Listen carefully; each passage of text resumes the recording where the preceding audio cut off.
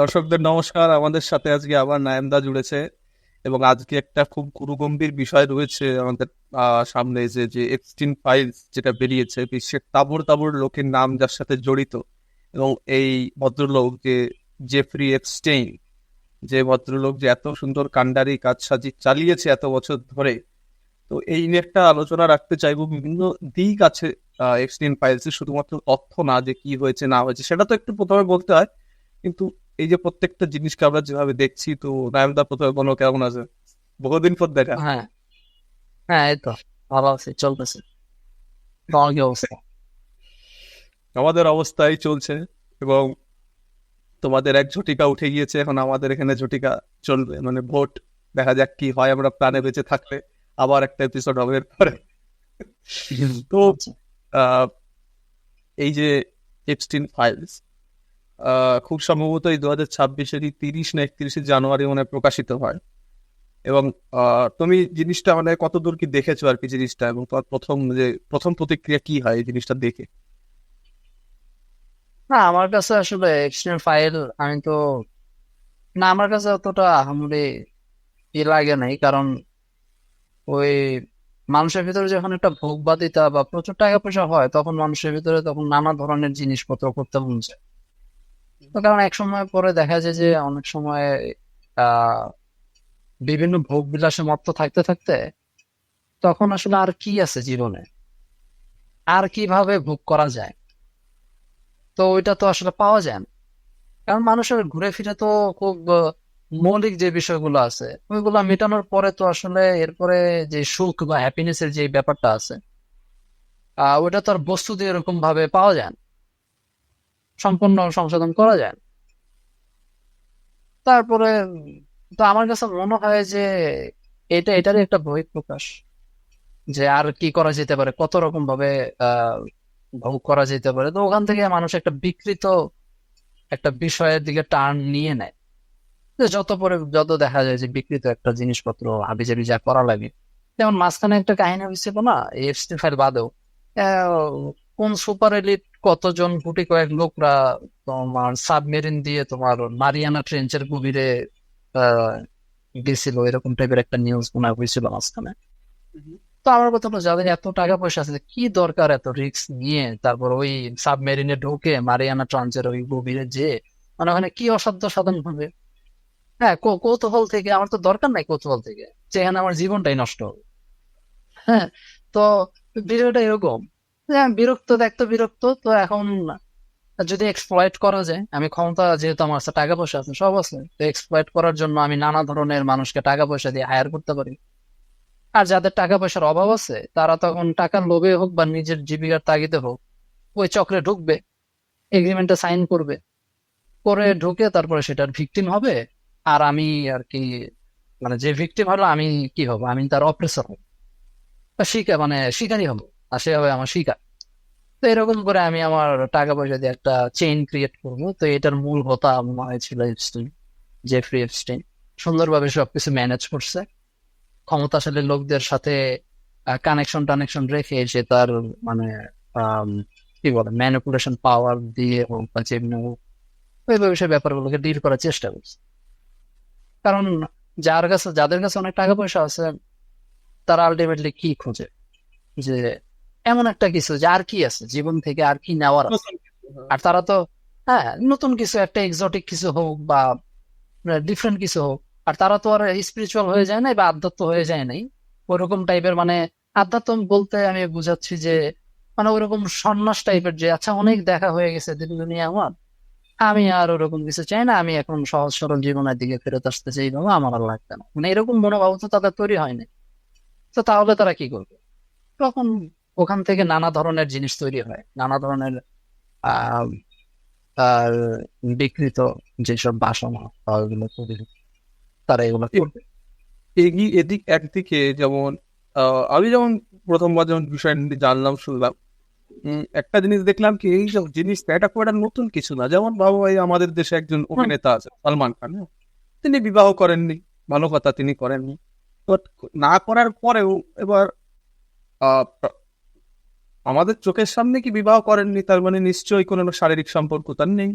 স্বাভাবিক, যেটা ভাবি। আসলে কি নেই? আছে। এবং কত লোকের কাছে সাথে ছিল, বা আমরাও একটু মাঝে মাঝে একটু কি বলে ইন্টেলিজেন্ট গেস বলে না, আমরাও ঠিক আমরা হোক যে হোক যে হিসাব করে তো এর সাথে হতে পারে, এরকম অমুক জায়গায় ফার্ম হাউস থাকতে পারে, মানে বলছি কথার কথা, এটা কোনো ক্লেম না, মানে ওই আর কি, সবাই আমরা বুঝি, কিন্তু তখন কোনো হইচই করি না।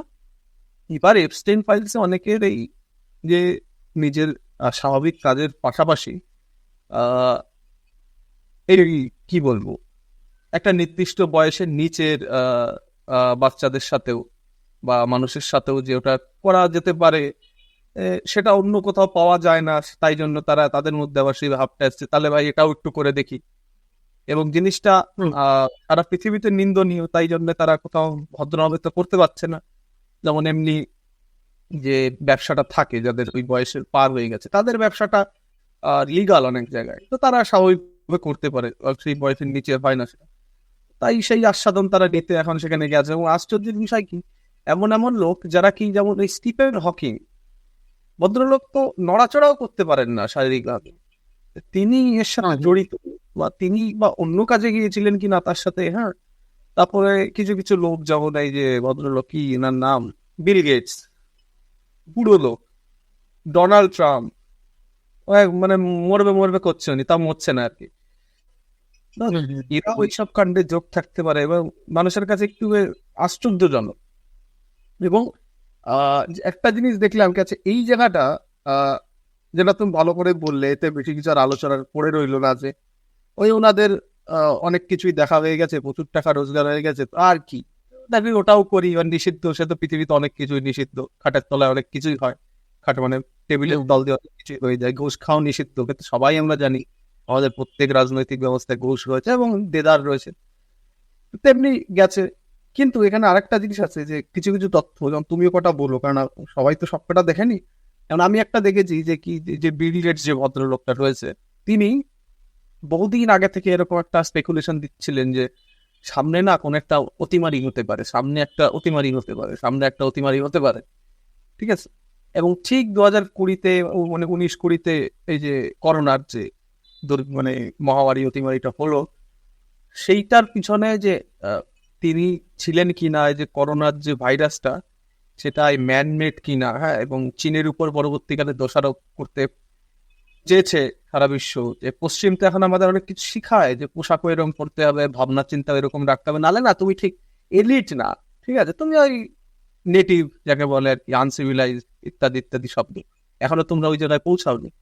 তো প্রথমে ওই যে করোনার দোষটা ওনার উপর দেওয়া হলো, মানে দুঃখিত, ওই চীনের উপর দেওয়া হলো, কিন্তু আসলে ওরা বানিয়েছিল ওই ভাইরাসটা। এবং এপস্টিন ফাইল মতে, আমার মতে কি, আমার কোনো মত নেই, এটা এপস্টিন ফাইল অনুসারে বানিয়েছিল, প্রথমে ওটা মধ্যপ্রাচ্যের দেশদের উপরে কুৎসাটা ছড়াতে চেয়েছিল যে তারা করেছে, কিন্তু ওই বাদুড় ওখানে পাওয়া যায় না, তাই ওদের নামে দোষ দিয়ে মানে নিজের লেজে গোবরে হয়ে যাবে, তাই বলছে কোথায় পাওয়া যায়, চীনে পাওয়া যায়, চলো ওদের ধরি, ওরাও তো শত্রুপক্ষই আমাদের পশ্চিমের। তো তারা সেখানে এরকম দোষ ধামারি দিয়ে করোনাটা দিল, যাতে বিল গেটস যে ভদ্রলোক রয়েছে, তিনি এই ভ্যাকসিনের ইত্যাদি ইত্যাদি, ওরা কি করে টাকা পায় আমি অতটা জানি না, যাক ভ্যাকসিনের টেন্ডার ফেন্ডার ইত্যাদি রিসার্চ, যাই হোক, ভ্যাকসিন বিষয়ে সে অনেক টাকা কামিয়ে নিয়েছে আর কি, যে মানুষের এত রোগ হলো, লোক মূল্য, এরকম এরকম তথ্য এপস্টিন ফাইলস থেকে মানে তুলে আসছে। এই জায়গাটা তুমি কেমন করে দেখো, তুমি যদি কিছু তথ্য দিতে পারো অন্য। হ্যাঁ, হ্যাঁ, এটা নিয়ে তো অনেক আগে একটা কি কনস্পিরেসি থিওরি টিওরি হয়েছিল, এখন মনে হয় এটা বাস্তবে পরিণত হয়েছে, মানে কনস্পিরেসি থিওরি না এটা, মানে তুমি যেটা বললা, তোমার কাছে যেটা শুনলাম, হ্যাঁ, ওটা মানে বাস্তবে হয়তো বা ই হয়েছে। এখন এরকম অনেক কিছুই আসলে মানুষ মানে ধরে এরকম করে। আমার কথা বলছে, আর একটা জিনিস আছে, তোমার বিগ ফার্মার যে এই বিষয়টা, ওষুধ কোম্পানি, তো এখানে যে বিষয়গুলো হয় ওইটা নিয়েও তো অনেক, একটা একটা বই আছে আমি দেখছিলাম, কি জানি ব্যাড সায়েন্স না, একটা বই আছে। তো ওই বই এরকম মানে দেখানো হয় যে বড় বড় কর্পোরেশন, ওষুধ কোম্পানি থেকে শুরু করে, মানে সায়েন্স রিলেটেড যেসব ব্যাপারগুলো আছে ওইগুলো কিভাবে পলিটিক্যাল, মানে পলিটিক্স এর সাথে যুক্ত হয়ে মানে মানুষকে কিভাবে আর কি কন্ট্রোল করে। বা বাজারে ধরো যে যা মানে একটা জিনিস আবিষ্কার হয়ে গেছে, বাট ওটাকে আসলে ইচ্ছা করি সবার জন্য আনবে না, ওটাকে রেস্ট্রিক্টেড করে ওটাকে একটা ব্যবসায় রূপান্তরিত করবে যাতে ব্যবসাটা টিকে থাকে। হ্যাঁ, এরকম করে করা হবে জিনিসগুলো, তো এরকম অনেক ধরনের ব্যাপার স্যাপার তো থাকে। আর আমরা এখন যে সিস্টেমে রান করতেছি, সিস্টেম হলো তোমার ক্যাপিটালিজমে রান করতেছি। তো ওই সিস্টেমে আসলে ব্যবসাটাই মেইন। হ্যাঁ, তো এখানে যেটা করা হবে সবই আসলে ওই প্রফিট কামানোর ধান্দা নিয়ে করা হবে। নিজে সেফ থেকে তারপরে বাদ বাকি জিনিসগুলো হলো যে ওই লাভ, লাভ টাইপের বা ভ্যালু যেটা আছে, ভ্যালুটা আসলে ওই প্রফিট কেন্দ্রিক হয়ে গেছে। তো তো এখন মানুষকে ভাইরাস টাইরাস দিয়েও ব্যবসা করা যায়। তো এরকম যদি বিষয়গুলো যদি করা করা যায় তারা করবে, যেহেতু তারা একদম তাদের হাতে সমস্ত ক্ষমতা আছে। মানে এই যে গুটি কয়েক মানুষের হাতে তো সমস্ত ক্ষমতা না, টাকা পয়সা আছে। তো তারা দেখতেছে যে যেহেতু আমাদের হাতে সবকিছুই আছে, তো আমরা চাইলে যে কোনো ভাবেই তো সিস্টেমটাকে ম্যানিপুলেট করতে পারি। হ্যাঁ, তো এটাকে তখন আমরা আমাদের এখানে যারা বিশ্লেষক আছে তারা তারা ইলুমিনাটি, তারপরে আরো কি কি সব কিছু কনস্পিরেসি থিওরি দিয়ে জিনিসগুলো, কিছু কনস্পিরেসি থিওরি আসবে। আর দেখা যাবে যে কনস্পিরেসি থিওরির ভিতরে কিছু কিছু জিনিস আবার সত্যও হবে। যেমন ওই যে মাঝখানে যে সিমসন কার্টুন না কি জানি একটা আছে, হ্যাঁ ওইখানে কি কি জানি দেখায়, কি কি কি জানি দেখায়, সবটা কি পরে সত্যি হয়ে যায়। হ্যাঁ, তো এটা কিভাবে সম্ভব হয় আগে? তো আমার মানে কোনো কিছু আসলে একক ভাবে হয় না, মানে সবাই সবার সাথে যোগ সাজস করে একটা জিনিস তৈরি হয়। হ্যাঁ, সবাই সবার সাথে একটা যোগ সাজস করে একটা জিনিস তৈরি হয়। আর এটার পিছনে মেইন যে জিনিসটা আমি দেখি সেটা হলো যে একসাথে টিকে থাকার প্রবণতা, নিয়ন্ত্রণ করতে চাওয়ার প্রবণতা, তারপরে মানুষের ভিতর যে ওই লোভটা কাজ করে, এই ব্যাপারগুলো আসলে কাজ করে পাওয়ার ডাইনামিক্স। তো এখন যে ধরো তোমার ওই আহ, যাদের যারা ক্ষমতা রুলিং করতেছে, হ্যাঁ, তো তারা তো চাইবেই যে যে কোনো ভাবেই হোক তাদের নিজের জিনিসটা আগে গুছাই, কিভাবে প্রফিট করা যায় এটা করে, এটা তো তারা চাবে। তো এই বিল গেটস এর এই কথাটা আমি আগেও মানে একটু চাওয়ার হয়েছিল। তো আমি আবার কনস্পিরেসি থিওরি এগুলো নিয়ে আসলে একটু মানে কম কনসার্ন থাকি। হ্যাঁ, মানে এখনো একটা গল্প আকারে আছে, যেমন এই যে এলিয়েন যে বিষয়টা, এটা নিয়েও কিছু কনস্পিরেসি থিওরি আছে। তো এখন কি সবটাকে আমি উড়াই দিব? হয়তোবা কিছু সত্যতা আছে যেটা আমরা হয়তোবা জানি না, বা আমাদের কাছে আসেন, বা আমরা হয়তোবা গোপনে গোপনে অনেক কিছু হচ্ছে, বাট আমরা বুঝতেছি না যে কোনটা ট্রু আর কোনটাই। এটা হয়তোবা তারা বুঝতেছে যারা এগুলা রান করতেছে। এখন কথা হলো যে তারা রান করতেছে আর আমরা বুঝলেও বা কি করবো? আমার প্রশ্ন এই জায়গায়, না আমি বুঝছি যে আচ্ছা বিল গেটস একটা মহামারী দিছে কিসের জন্য, ওর প্রফিটের জন্য করছে, যাতে ও যাতে ই করতে পারে, এবং এই জন্য হয়তোবা সে আরো নানা জনের সাথে গোল টেবিল বৈঠক করে জিনিসগুলো সেটমেন্ট করছে, বা চায়নাকে ধরা খাওয়ার জন্য সে কিছু একটা করছে। তাই এটা আমি জানলাম, তো জানার পরে আমি খুব অবাক হইলাম। অবাক হওয়ার পরে আমি কি করবো? তারা তো এটা জানে যে মানুষ জানলেও কিছু করতে পারবে না। তো তো এখানে আমরা খালি চায়নাকে আলাপ আলোচনা করবো, আলাপ আলোচনা করার পরে তারা হয়তো বা একটা পাবলিক স্টেটমেন্ট দিবে, দিয়ে বলবে যে না, যেমন বিল গেটস অস্বীকার করছে যে আমি এপস্টাইন ফাইলে ছিলাম না শুরু শুরুর দিকে, পরে মনে হয় মাইনা নিছে কিনা জানি না। হ্যাঁ, হ্যাঁ, যে পরে আমি কিছু পরে করি না। কানাডা বা কোন দেশ থেকে কোর্টে মামলা হয়েছে, পরে হ্যাঁ, এনেছে দেখাচ্ছে। মেনে নেয়। তো মেনে নেওয়ার পরে দেখা যাবে যে আবার ছাড়াছুড়া হয়ে যাবে, একটু শেমিং টেমিং খাবে, আর তারপরে শেষ বয়সে শেমিং খেয়ে আর কি ব্যবসায় বা হবে। খাটতে করতে পারে, ব্যবসা একটু খাটতে হ্যাঁ, পারে। এটাই। আর তারা তো সবকিছু ভোগ করে গেছে। এই যে তুমি যে ট্রাম্পের কথাটা যে আস, ট্রাম্পের আর জীবনে কি আছে? সে প্রেসিডেন্ট হইলো 2বার। তার সে জীবনে কি করছে? মানে অর্থ, বিত্ত, ফেম যা আছে সবই কামাইছে, সবই আছে। এরপরে এই লোকটার জীবনে আর কি দরকার? তো এই লোক এপস্টিনের সাথে যুক্ত হবে না, তার কি হবে? এ তো সবচেয়ে বড় অসহায়, তার আর কিছুই করার নেই। হ্যাঁ, আর স্টিফেন হকিং এর কথা আসলো। স্টিফেন হকিং এরটা একটু সারপ্রাইজিং, যে আচ্ছা, আমাদের এটা সারপ্রাইজিং হওয়ারও আসলে এভাবে আমি কোনো কারণও দেখি না, হইতেই পারে। কারণ একজন মানুষের হাঁটতে চলতে না পারলেও তার মনটা তো সচল না। এই মন দিয়ে তো সে অনেক কিছুই, সে তার বই আছে, সে অনেক ডিসকভারি করছে, আদি জায়গায় এইসব করছে, ওই মনের ওই জায়গাটাও থাকতেই পারে। তো মনের ভিতর তো ডার্ক সাইড, তারপর লাইট সাইড, ভালো খারাপ দুইটাই তো থাকে। তো ওখান থেকে কিন্তু আমার কথা হলো যে মানুষ যখন অবাক হয়, কেন অবাক হয়? আমার কোশ্চেন এই জায়গায়, মানুষ ভাবে কি যে সে না অনেক সৎ, হ্যাঁ সে না অনেক ধোয়া তুলসী পাতা, হ্যাঁ তার মনের ভিতরে সবসময় সে অনেস্ট, তার কোনো খারাপ জিনিসই নাই তার ভিতরে। এবং কিছু খারাপ করে বসলেও না নিজেকে বুঝিয়ে নেয়, না না পরিস্থিতি আমাকে বাধ্য করেছিল, আমি ভালো মানুষ। হ্যাঁ আমাকে শয়তান করাইছে, বা আমাকে সামথিং কোন দেব দেবতা, মানে ওই যে তুমি বিভিন্ন মহাভারতে তারপরে আরো অন্যান্য গ্রন্থের ভিতর তুমি দেখবা যে কিছু একটা করলে না সব দেবতাদের নামে চাপাই দাও। ওই যে বর করেছিল, বশ করেছিল ইত্যাদি। হ্যাঁ, বা ধরো করছি আমি একটা সম্পর্ক, আহ ধরো কোনো একটা সম্পর্ক যেটা নিষিদ্ধ সমাজে, ওরকম একটা সম্পর্ক আমি করে ফেলছি, তখন এটাকে কেমনে কাউন্টার দেবে? তাও আবার আমি ঋষি সমতুল্য মানুষ, এটা তো ঝামেলা না যদি এক্সটেল ফাইলের মতো বাইরে হয়ে যায়, তো এখন এটা কি করবো? তো এটাকে তখন কাউন্টার দেওয়ার জন্য বলবে যে না আসলে বা ধরো মহিলার ক্ষেত্রে যদি ধরি যে নারীর সন্তান হচ্ছে না, তো ঋষি কি করলো, ঋষি এসে কি জানি একটা মাথায় ছোঁয়া দিল, হয়ে গেল সন্তান, এটা সম্ভব? আমার মাথায় ছোঁয়া দিলে সন্তান হয়ে যাবে। তো এখন এই জিনিসটা এভাবে আর কি, জিনিসটা দিলে একটু জিনিসটা ডিভাইন ডিভাইন লাগে শুনতে, কিন্তু এটা তো সম্ভব না। ঋষি অন্য কিছু করছিল যেটা বায়োলজিক্যালি ব্যাখ্যা করে, হ্যাঁ মেটিং করছিল, তাই এটা বললো তো আবার তো আমার ঋষি থাকে না, হয়ে যায় সাধারণ মানুষ, তো ঝামেলা। সো এইভাবে তখন জিনিসগুলোকে একটা কমপ্লিট করা হয়। আবার কিছু কিছু জায়গায় আমি করে ফেলছি একটা কাজ, বা আমি কাজ করিও নাই, অ্যাকচুয়ালি আমার মাইন্ডে খুব ডার্ক চিন্তা ভাবনা আসছে, হ্যাঁ এখন হয় কি যে আমি তো সারা জীবন নিজেকে ভালো মানুষ মনে করি, কিন্তু হঠাৎ করে তাদের এই ডার্ক চিন্তা কেন আসে? তখন আমি হঠাৎ করে নিজেকে ভিতরে ভিতরে বুঝাবো না না আমার ভিতরে যেসব চিন্তাগুলো আসছে এটা আসলে আমি করতেছি না, শয়তান করাচ্ছে, শয়তান করাচ্ছে, আমাকে লুসিফার করাচ্ছে, হ্যাঁ এরকম নানা ধরনের চিন্তা ভাবনা আসে। তো আমার ক্ষেত্রে যেটা মনে হয় এপস্টিন ফাইল আসার পরে মানুষ যে অবাক হয়ে গেছিল বা অবাক হয়, এটা হয় মূলত বেসিকলি সে ভাবে যে মানে সে সৎ, তার দ্বারা অ্যাটলিস্ট এরকম ন্যাক্কারজনক জিনিস করা সম্ভব না। কিন্তু এখানে যিশুর একটা কথা আছে, সেটা হলো যে আহ, মানে এরকম কথা আমি একবার হুবহু কোট করতে পারবো না, মানে কথার মর্মার্থটা হলো এরকম যে আমি যখন কোনো কিছু ধর্ষণ করার জন্য আমাকে যে অ্যাকচুয়ালি ধর্ষণ করতে হবে সেটা এমন না, আমি যে ওইটা থিঙ্কিং করতেছে আমার মাথায় যে চলতেছে, বা ওইরকম টাইপের যে থট গুলো চলতেছে, ওইটাই আনা।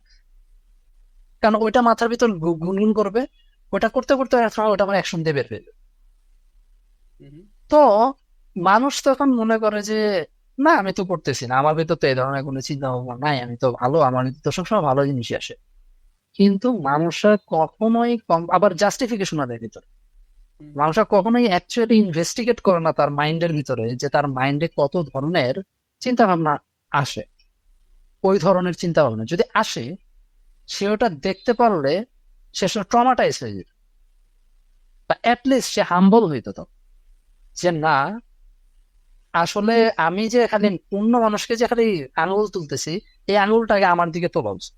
মানে তুমি বলছো এটা যদি তো মাথার সাথে কোনো লিংক দিয়ে মনিটরের সাথে কানেক্ট করে দিই এবং মনিটরে এগুলো ভেসে ওঠে যে কি কি আমি ভাবছি, তাহলে একটু দেখা যায় নিজে করে বাবা। দুনিয়া ধ্বংস হয়ে যাবে, হ্যাঁ দুনিয়া ধ্বংস হয়ে যাবে।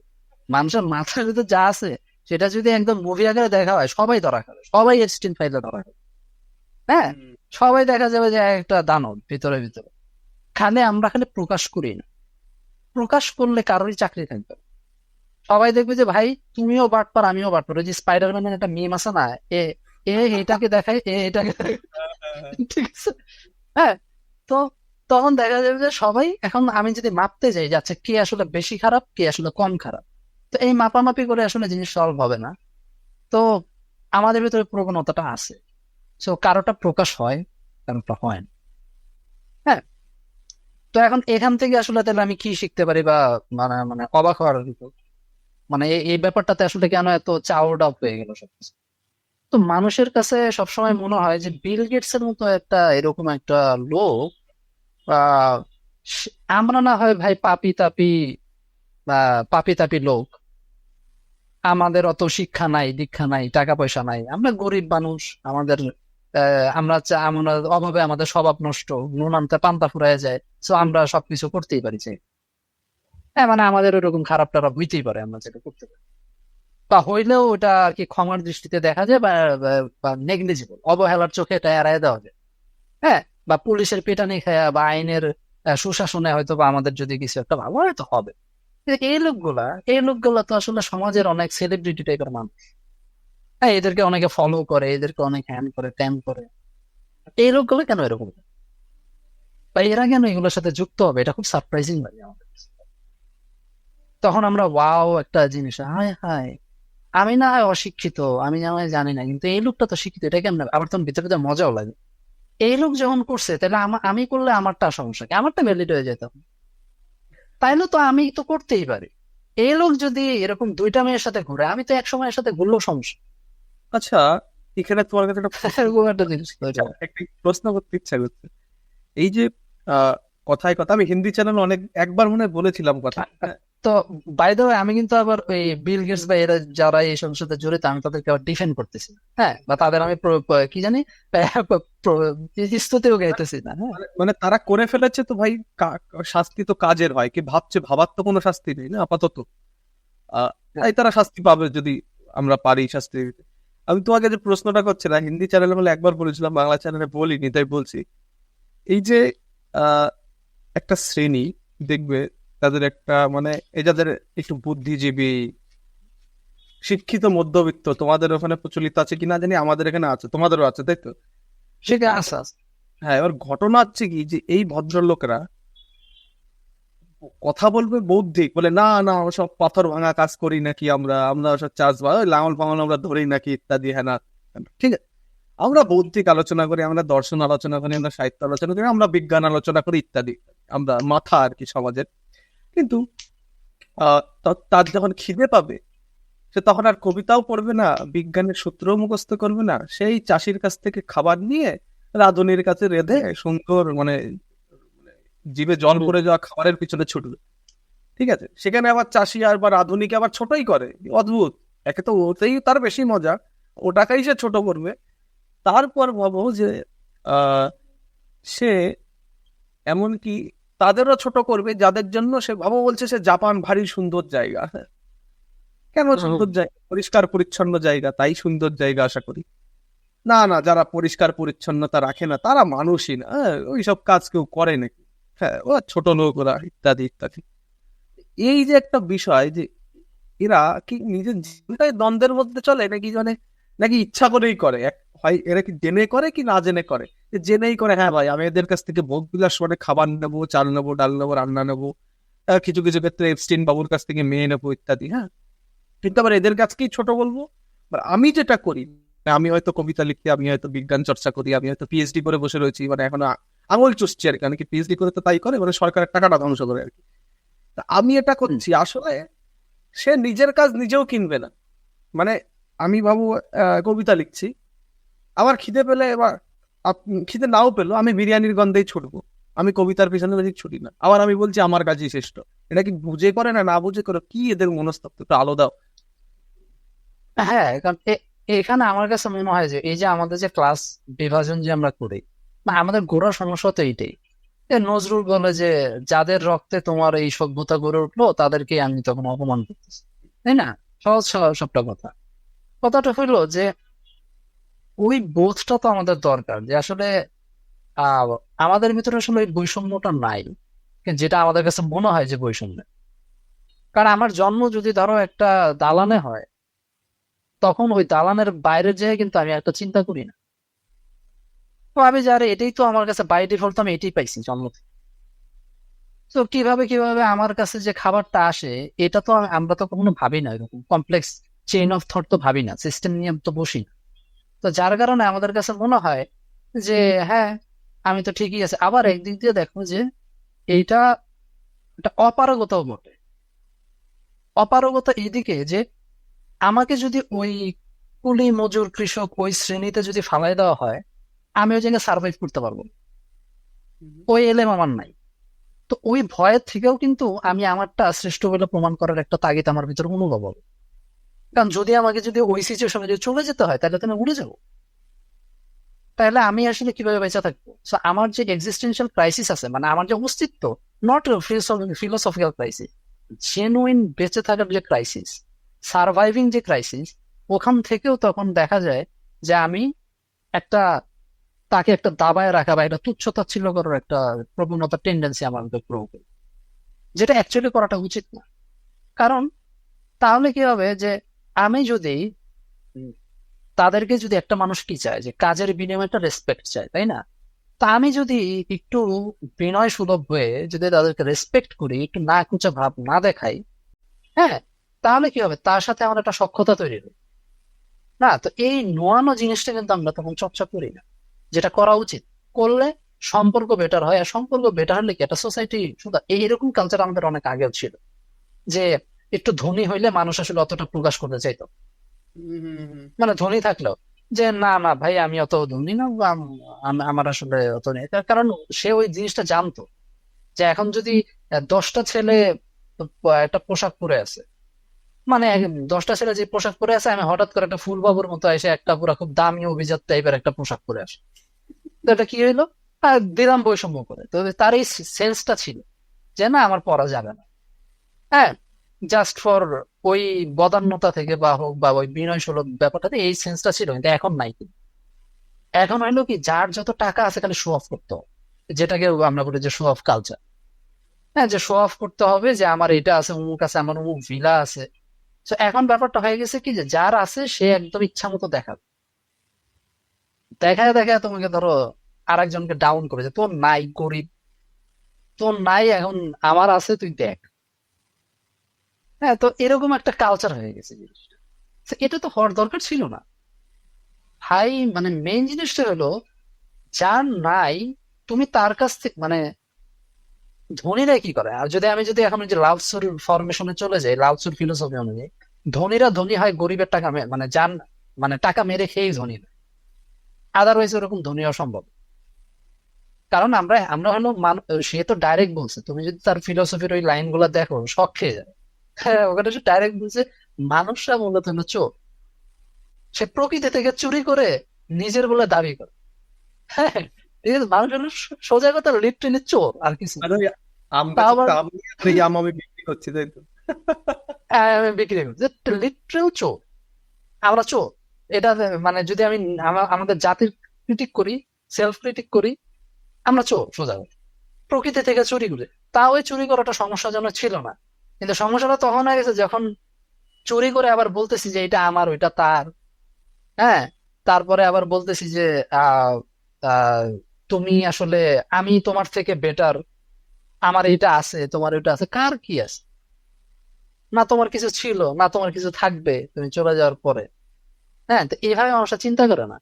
তো ওই যে তখন ওই যে আমাদের এখানকার বাংলা সিনেমা, আর তোমাদের এখনো সাম এক্সটেন্ট ওই অর্থে ওই আহ বামন হয়ে চাঁদের দিকে হাত বাড়ানো, ক্লাস বিভাজন, তারপরে এরকম ধরনের চিন্তা ভাবনা তৈরি হয়। কিন্তু অ্যাকচুয়ালি দেখো যে এপস্টিন ফাইলের উদাহরণটা যদি এখানে টানি, একটু রিলেভেন্ট করি, সেটা হলো যে তারা যেটা করছে, তারা যে ধরনের ভোগ বিলাস করে বা ওইটা করে, তো যারা ধরো, আমি যদি ক্লাসের জিনিসটা ধরেই যদি একটু আলাপ দিই, যে সব ক্লাসে কি এরকম ধরনের কিছু উৎপট কর্মকাণ্ড হয় না? এটা কি সব সময় কি ধনীরাই করে? মধ্যবিত্ত, উচ্চ মধ্যবিত্ত, গরিব, নিম্নবিত্ত যারা আছে তারা সুযোগ পেলে করে না? যেমন তো সবাই সব ক্লাসে, আমি মানে আমি একটা জিনিস যেটা ভাবি বা যেটা চিন্তা করি, সেটা হলো যে সব ক্লাসেই জঘন্য থেকে জঘন্য লেভেলের খারাপ আছে, সব ক্লাসে জঘন্য থেকে জঘন্য লেভেলের, যেটা আমরা বলি নিষিদ্ধ বা যেটা একটু বিকৃত কাজ বা হোয়াট এভার যেটাই বলি, ওরকম ধরনের কাজ হয় সব ক্লাসে। এটা ধনী হোক, মধ্যবিত্ত হোক, গরিব হোক, এভরি ক্লাস। ওখানে কোনো বৈষম্য নাই, ওখানে পুরা সাম্য। আবার আহ সুযোগ পেলে যে এক্সপ্লয়টেশনটা, কিছু কিছু সিচুয়েশনে দেখবা যে গরিবরাও তাদের ঝাল মিটায় নিতে পারে। এটা আবার সুন্দর ব্যাখ্যা করছিল তোমার নিচ্ছে, মাস্টার মোরালিটি, স্লেভ মোরালিটি। স্লেভরা কিভাবে একত্রিত হয়ে মাস্টারদেরকে বাস দেয়। হ্যাঁ, মাস্টাররা ভয়ে ভয়ে থাকে, মালিক কিন্তু কখনো যে তার ক্ষমতা আছে দেখে যে সে সবকিছু ছুরি ঘোরাতে পারবে বিষয়টা এমনও না। মাঝে মাঝে অনেক স্লেভরা একত্রিত হয়ে একটা মোরালিটি ক্রিয়েট করে ধনীদের উপর কিন্তু চাপ ক্রিয়েট করতে পারে, যে তোমার এত বেশি আছে কেন। এই যে আমরা বলি না, অনেক সময় দেখা যায় যে ও তো চুরি করে বড় লোক হয়েছে, হয়তো বা সে চুরি করে বড়লোক হয় নাই, সে অ্যাকচুয়ালি সৎভাবে নিজের ট্যালেন্ট দিয়ে সে বড়লোক হয়েছে। কিন্তু আমরা যখন জেনারেলাইজ করি তখন বলি যে ধনী হয়েছে তার মানে ও চুরি করে বড়লোক হয়েছে। কে কেমনে বড়লোক হয়েছে এটার ক্রিটিক্যাল থিঙ্কিং এর দরকার নেই। ও বড়লোক মানে চোর। ও কোনো না কোনো ভাবে ঘুষ টুস খায়া তারপরে তোমার চুরি টুরি করছে বা বা বড়লোক হয়েছে। কিন্তু সব বড়লোকই কি তাই? সব বড়লোক তো মনে হয় না, মানে যাদের একটু ধন সম্পত্তি আছে তো সবাই তো ওইরকম নাও হইতে পারে। হ্যাঁ, আবার সব গরিবই কি খারাপ? যে সব গরিব মানে যে ধনীর, এবার ধনীর কনটেক্সট থেকে আসে, যাদের অনেক টাকা পয়সা আছে, তারা মনে করে যে সব গরিব হলো সিচকা চোর, ওদের কোনো রুচি নাই, ওরা সব খালি তোমার উল্টাপাল্টা গান শোনে। আমার তা মেরে খাওয়ার ধান্দা। হ্যাঁ, আমার আছে খালি জেলাস, ফকিন্নি, ফকিন্নির পুত, তারপর এরকম টাইপের একটা মানে না কুচা ভাব ভাব ধরে। হ্যাঁ, আমার কথা হলো সব গরিবই কি তাই? গরিব, ওই গরিবদের ভিতরে কি বা ওই কৃষকদের ভিতরে, ওই শ্রমিকদের ভিতরে, ওই কুলি মজুরদের ভিতরে কি ভালো কবি নাই বা ভালো মননের মানুষ নেই বা সৎ মানুষ নাই? অবশ্যই আছে, আবার খারাপও আছে, এটাও অস্বীকার করা যায়। এই জন্যই তো তোমার ওই যে গালিগালাজ আসে। কিন্তু সমস্যাটা হয় হয় কি যে এই সোশ্যাল জেনারেলাইজেশনের কারণে হয় কি যে কেউ কাউকে দেখতে পারে না, কেউ কাউকে বিশ্বাসও করতে পারে না। আর ওই ধরনের চিন্তা তৈরি হয় না, আর একে অপরের ভিতরে ওই অবিশ্বাসের কারণে আমাদের ভিতরে একটা সম্প্রীতির বন্ধনও তৈরি হয়। আর এইগুলোর বাসে আমি তো এই জন্য একটা সূত্র বানাইছি, সেটা হলো, জানি না এই সূত্রটা তোমার যদি ভুল হইতো আমার অনেক খুশি হইতো।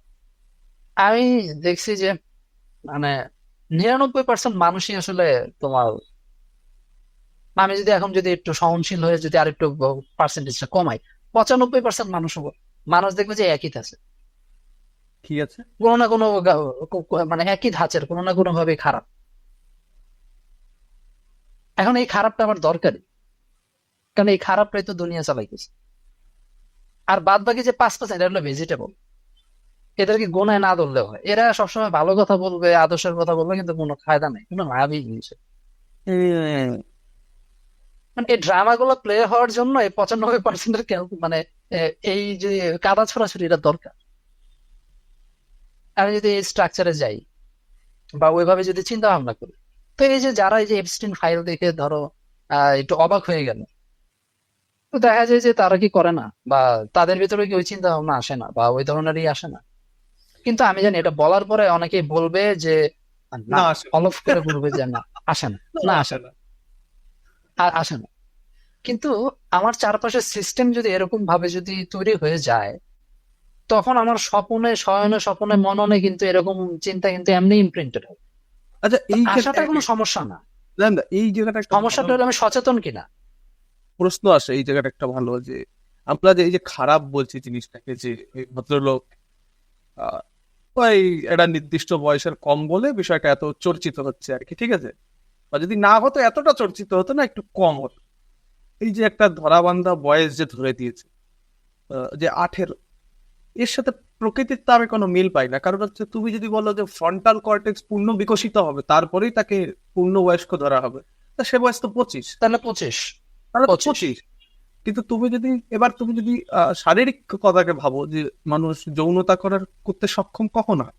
মোটামুটি বয়স সন্ধি শুরু হওয়া মানেই ভাই তোমার যৌনাঙ্গগুলো মানে সক্ষম। এখন বাচ্চা না তুমি, তাহলে এটাও ধরবা না, ওটাও ধরবা না, মাঝখানে যে কে কোন মাথায় মানে পাথর ফেলেছিল নাকি একটা বয়স ধরেছে, এবং তারপরে নৈতিকতা শুরু করেছে। কারণ এই এপস্টিন ফাইল যেটা রয়েছে, আমি তো কখনো শুনি না এমন কারোর সাথে হয়েছে যার বয়স হচ্ছে 5 বা 7, এমন তো শুনিনি। এর বিষয়টা আমরা একটা নৈতিকতা স্ট্যান্ডার্ড বানিয়েছি, ঠিক আছে, সেটা আমার কোনো সমস্যা নেই যে ওটা 18। কিন্তু আমি বলছি কি, এরা যেটা করছে, যে একজন আমি দেখলাম যে কোন এক ইংল্যান্ডের কোন এক রাজকুমার 17 বছরের একটা মেয়ের সাথে রয়েছে, এবং তোমরা 18 করেছো তোমাদের ইয়েতে। কিন্তু একটা জিনিস ভুলে যাচ্ছ, 18 যে বয়সটা, সেটা শীত প্রধান দেশের জনতার জন্য বানানো হয়েছে। যত গ্রীষ্ম প্রধান মানে এলাকায় যাব, আমরা দেখবো মানুষের মানে পরিপূর্ণতা তাড়াতাড়ি হচ্ছে, বয়সও তাড়াতাড়ি হচ্ছে, রীতিমতো সোজা কথা। তো এই যে জিনিসটাকে এরা এমন একটা লেন্স পরিয়ে দিয়েছে, আমার তোমার দুজনের চশমা আছে, এমন একটা লেন্স পরিয়ে দিয়েছে যাতে এদের মতো করে সবকিছুকে খারাপ কি যেমন ধরো হচ্ছে এরা এই যে বলছে কি একাধিক স্ত্রী রাখা পাপ। দেখো, এইটা না ইসলামে আছে না হিন্দু ধর্মে আছে। এটা শুধুমাত্র খ্রিস্টান ধর্মে আছে, যে একের সাথে একের বিয়ে হবে, ঠিক আছে। এবং এটা সবার উপরে চাপিয়ে দিয়ে যেই এটা করছে তাকে অনৈতিক বলছে। কারণ আমরা এমনকি কার্ল মার্কস পর্যন্ত তার যে ওই যে পিতৃত্বের ইতিহাস জিনিসটাই বলেছিল যে নারী চাই তার যে সন্তান তার জন্য একটা সম্পত্তি রাখতে, ঠিক আছে। কারণ কার বাচ্চা যদি কেউ নাই জানে তাহলে তার খেয়াল কেউ রাখবে না। তাই সে সমর্থন দিয়েছে পুরুষকে যে তোমার সাথে বিবাহ করবো। তুমি কি পাবে? তুমি এই পাবে যে দেখো ভাই আমি তো মেয়ে, বাচ্চাটা আমার দেহের থেকে বেরোয়, আমি তো জানি এটা আমার বাচ্চা। কিন্তু তুমি যে প্রক্রিয়ায় তোমার যৌন মানে প্রক্রিয়াটা সম্পন্ন করো, তুমি জানো না ভাই কোনটা তোমার বাচ্চা। ও একটু দেখতে একরকম, ওরা অতটা ভরসা আসে না।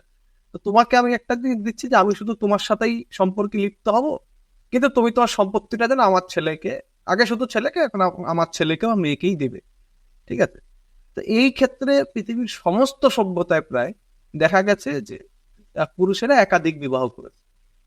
তাদেরও এইটা ভালো লেগেছে যে আমি বেশি বেশি সন্তানের বাবা হতে পারছি, এবং নারীদেরও এটা ভালো লেগেছে যে আমি এই শক্তিশালী পুরুষটার সম্পত্তির ভাগ পাচ্ছি। কারণ আমি যদি এর দ্বিতীয় স্ত্রী হই আমার বেশি লাভ ওই গরিবের প্রথম স্ত্রী হওয়ার থেকে। তারপরে এরা এই রোমান্টিক এরা ভিক্টোরিয়ান এরাতে নানা কবিতা লিখলো, ছড়া লিখলো, যেটা খ্রিস্টান মনোভাবাপন্ন, যে আমি এক প্রেমিকা হবে ইত্যাদি, আমাদের এই বিবাহ সম্পন্ন হবে ইত্যাদি। এইখান থেকেও কি মনে হয় না যে ভাই একাধিক নারীর সাথে সম্পর্কে যাওয়া, হ্যাঁ জবরদস্তিটা আমরা অবশ্যই কাটা দিই, যে জবরদস্তি এই ভদ্র সমাজে মেনে নেওয়া যায় না, কিন্তু এই জিনিসটা এরা কি প্রমাণ করতে চাইছে? এটা আসলে আমার কাছে টোটালি ওই মনে হয় যে যদি কনসেন্ট, মানে ওদের ওখানে যে যে কনসেন্টের যে কথা বলে, হ্যাঁ কনসেন্টের যে সিস্টেম আছে ওই কনসেন্টের যদি, কারণ ওরা ওদের মতো করে আইন বানাইছে, যেটা পরস্পর এগ্রিমেন্ট করেই তো আইন হয় না। তো ওরা বানায়, এখন ওই আইনের ভিতরে যদি ওরা ওইটা চর্চা করে কনসেন্ট অনুযায়ী, কাউকে জবরদস্তি না করে। হ্যাঁ, আর এখানে ধরো মানে ওদেরকে যে যেই সব মেয়েদেরকে আনা হয়েছে বা যেটা ই করছে, তো এটা হলো কি, ধরো এক হইলো আমার অবস্থা খুব খারাপ, মানে আমার মানে সংকট আছে, টাকা পয়সা আছে, বা আমি কিছু জানি না। তো এখন আমাকে কি করলো, যে আমার যে মেইন ইম্পালস, যে টাকা পয়সার লোভ দেখিয়ে, বা আমাকে টাকা পয়সা ধরাই দিল, আমার একটা অভাবের সুযোগ নিয়ে, যে বলে না যে অভাবের সুযোগ নিয়ে ম্যানিপুলেট করে দেওয়া। তো এরকম করে তারপরে হায়ার টায়ার করে তখন একটা সার্কেলে ঢুকিয়ে দিল। তো এগুলো হইলে একটু ঝামেলাজনক। কারণ এক হইলো আমি তো তাকে অন্য দিকেও নিয়ে যেতে পারতাম, বা তাকে আমি ডিস্টার্বই করতাম না, সে তার মতো করে একটা রাস্তা বের করে নিত। কিন্তু আমি আমার স্বার্থটা বা আমার যে রুচি আছে ওই রুচিটাকে ভোগ করার জন্য আমি কি করলাম, এই যে নানা জায়গা থেকে ট্রাফিকিং করে মেয়েদেরকে হায়ার করে তারপর এইরকম একটা যে জায়গায় আমি ঢুকাই দিলাম, তারপরে এটা ইনভাইট করলাম বড় লোকদের হাতে। তো প্রতারণা, এটা এটা একটু শাস্তি হবে। হ্যাঁ, এটা প্রবলেমেটিক। তো এটা সব জায়গায় আসলে মানে করা হয়, অপরাধ হিসেবে গণ্য করা হয়। তো এটা করা উচিত না। তো আহ উম, মাঝখানে মনে হয় অ্যান্ড্রয়েড এটা মনে হয় সম্ভবত এটা নিয়ে একটা ঝামেলা দিতে হ্যাঁ পারছে। হয়, এত এত হ্যাঁ, কুশলী জ্ঞান দিয়ে ভদ্রলোক সেই একই ব্যবসা। হ্যাঁ, ওই সে দেখবা সে একই একই ব্যবসা করছে। ওই সমস্ত টাই স্যুট পরা মানে একটু কেমন যেন একটা দেখতে, লোকেরাই যেমন এই পিরামিড স্কিম চালায় না, একটা হোয়াটসঅ্যাপ গ্রুপ থাকে, হ্যাঁ, এদেরও সেখানে হ্যাঁ, মোটিভেশনের শেষে আমার কোর্স কেন আর ভাই আমি এই পাচার করি। বাহ! আমি পাচার করি। So, এইগুলো হলো কি ওদের, মানে আমার কাছে মনে হয় না যে ওদের যেই মানে চর্চা বা যেই ধারাটা আমি দেখি সেটা হলো যে ইন্ডিভিজুয়ালিজম। তো তো ওই স্বাধীনতা বলতে যেটা বোঝায়, এখন যদি আমি একটু ভাবে যদি কথাটা বলি, স্বাধীনতা মানে হইলো যে আয়েশ আরাম খাওন আর চোদনের স্বাধীন, আর কিছু স্বাধীন। আমি যদি আমার কাছে যদি এনাফ অর্থবত্ত থাকে, তখনই আমি বলবো যে ভাই আমরা স্বাধীন করে দাও। কেন? যাতে আমি সমাজের, যাতে আমি স্বীকৃত দিয়ে, মানে স্বীকৃত ভাবে আমি যাতে সেফ ভাবে সবকিছু করতে পারি, যাতে কেউ আমাকে কিছু না বলে, আমাকে যাতে সামাজিক প্রেশারের সম্মুখীন না হইতে হয়। যেমন ধরো আহ বিল গেটস বা জেফ বেজোস বা এরকম ধরো একটা মানে একদম সুপার রিচ টাইপের লোক, এখন সে চাইতেছে যে তার অনেক বাসনা আছে, তার এই বাসনাগুলো ফ্যান্টাসি গুলো সে পূরণ করবে। এখন পূরণ করার জন্য সে তাকে তো অনেক লুকা টুকেও তো করতে হবে সবকিছু, কারণ সে তো সামাজিক সমর্থন পাবে না এগুলো যদি সবাইকে বলে। তো এখন টাকা পয়সা থাকলে একটু আইন টাইন বানায় আমি যদি নীতি টিতি সেট করে তারপর ইন্ডিভিজুয়ালিজম, তারপর আরো অনেক দার্শনিক স্ট্রাকচার দিয়ে টিয়ে আমি যদি এগুলোকে যদি একটা কাঠামোতে এনে ফেলি, কাঠামোতে এনে যদি আমি সম্মতি উৎপাদন করে ফেলি যে না আমি যেটা করছি এটা রাইট এবং সবাই আমাকে মেনে নিতে হবে, তাহলে তো আমার এই জিনিসটা তো মানে একদম হেভেন। আমার তো আর কোনো স্বর্গে যেতে হবে না, কোনো জান্নাতে যেতে হবে না। আমি একদম স্বীকৃত ভাবে আমি এই দুনিয়াতে সমস্ত কিছু ভোগ করতে পারবো। আমি যদি সেট করে দিই যে যার আছে সে এইগুলা করতে পারে, সে চাইলে 12টা কেন, সে চাইলে 1200 গার্লফ্রেন্ড নিয়ে ঘুরতে পারবে, কোনো সমস্যা নাই। এবং যার ক্ষমতা আছে সে করবে। কিন্তু এটা তো হয় না, কারণ ওরা আছে দেখেও ঘুরতেছে। আর ও তো ওই যে বললাম যে চুরির কথাটা, কারণ অপরকে এক্সপ্লয়েট করে সে 1200টা নিয়ে ঘুরতেছে।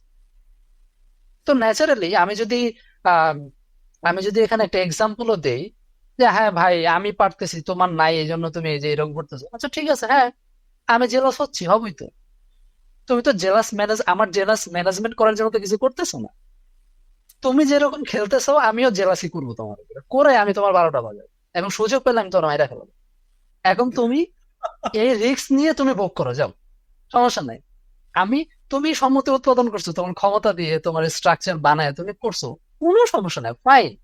কিন্তু যেই দিন তুমি বাটে পড়বা সেই দিন আমি তোমার ছাল চামড়া একদম উঠাই নিই।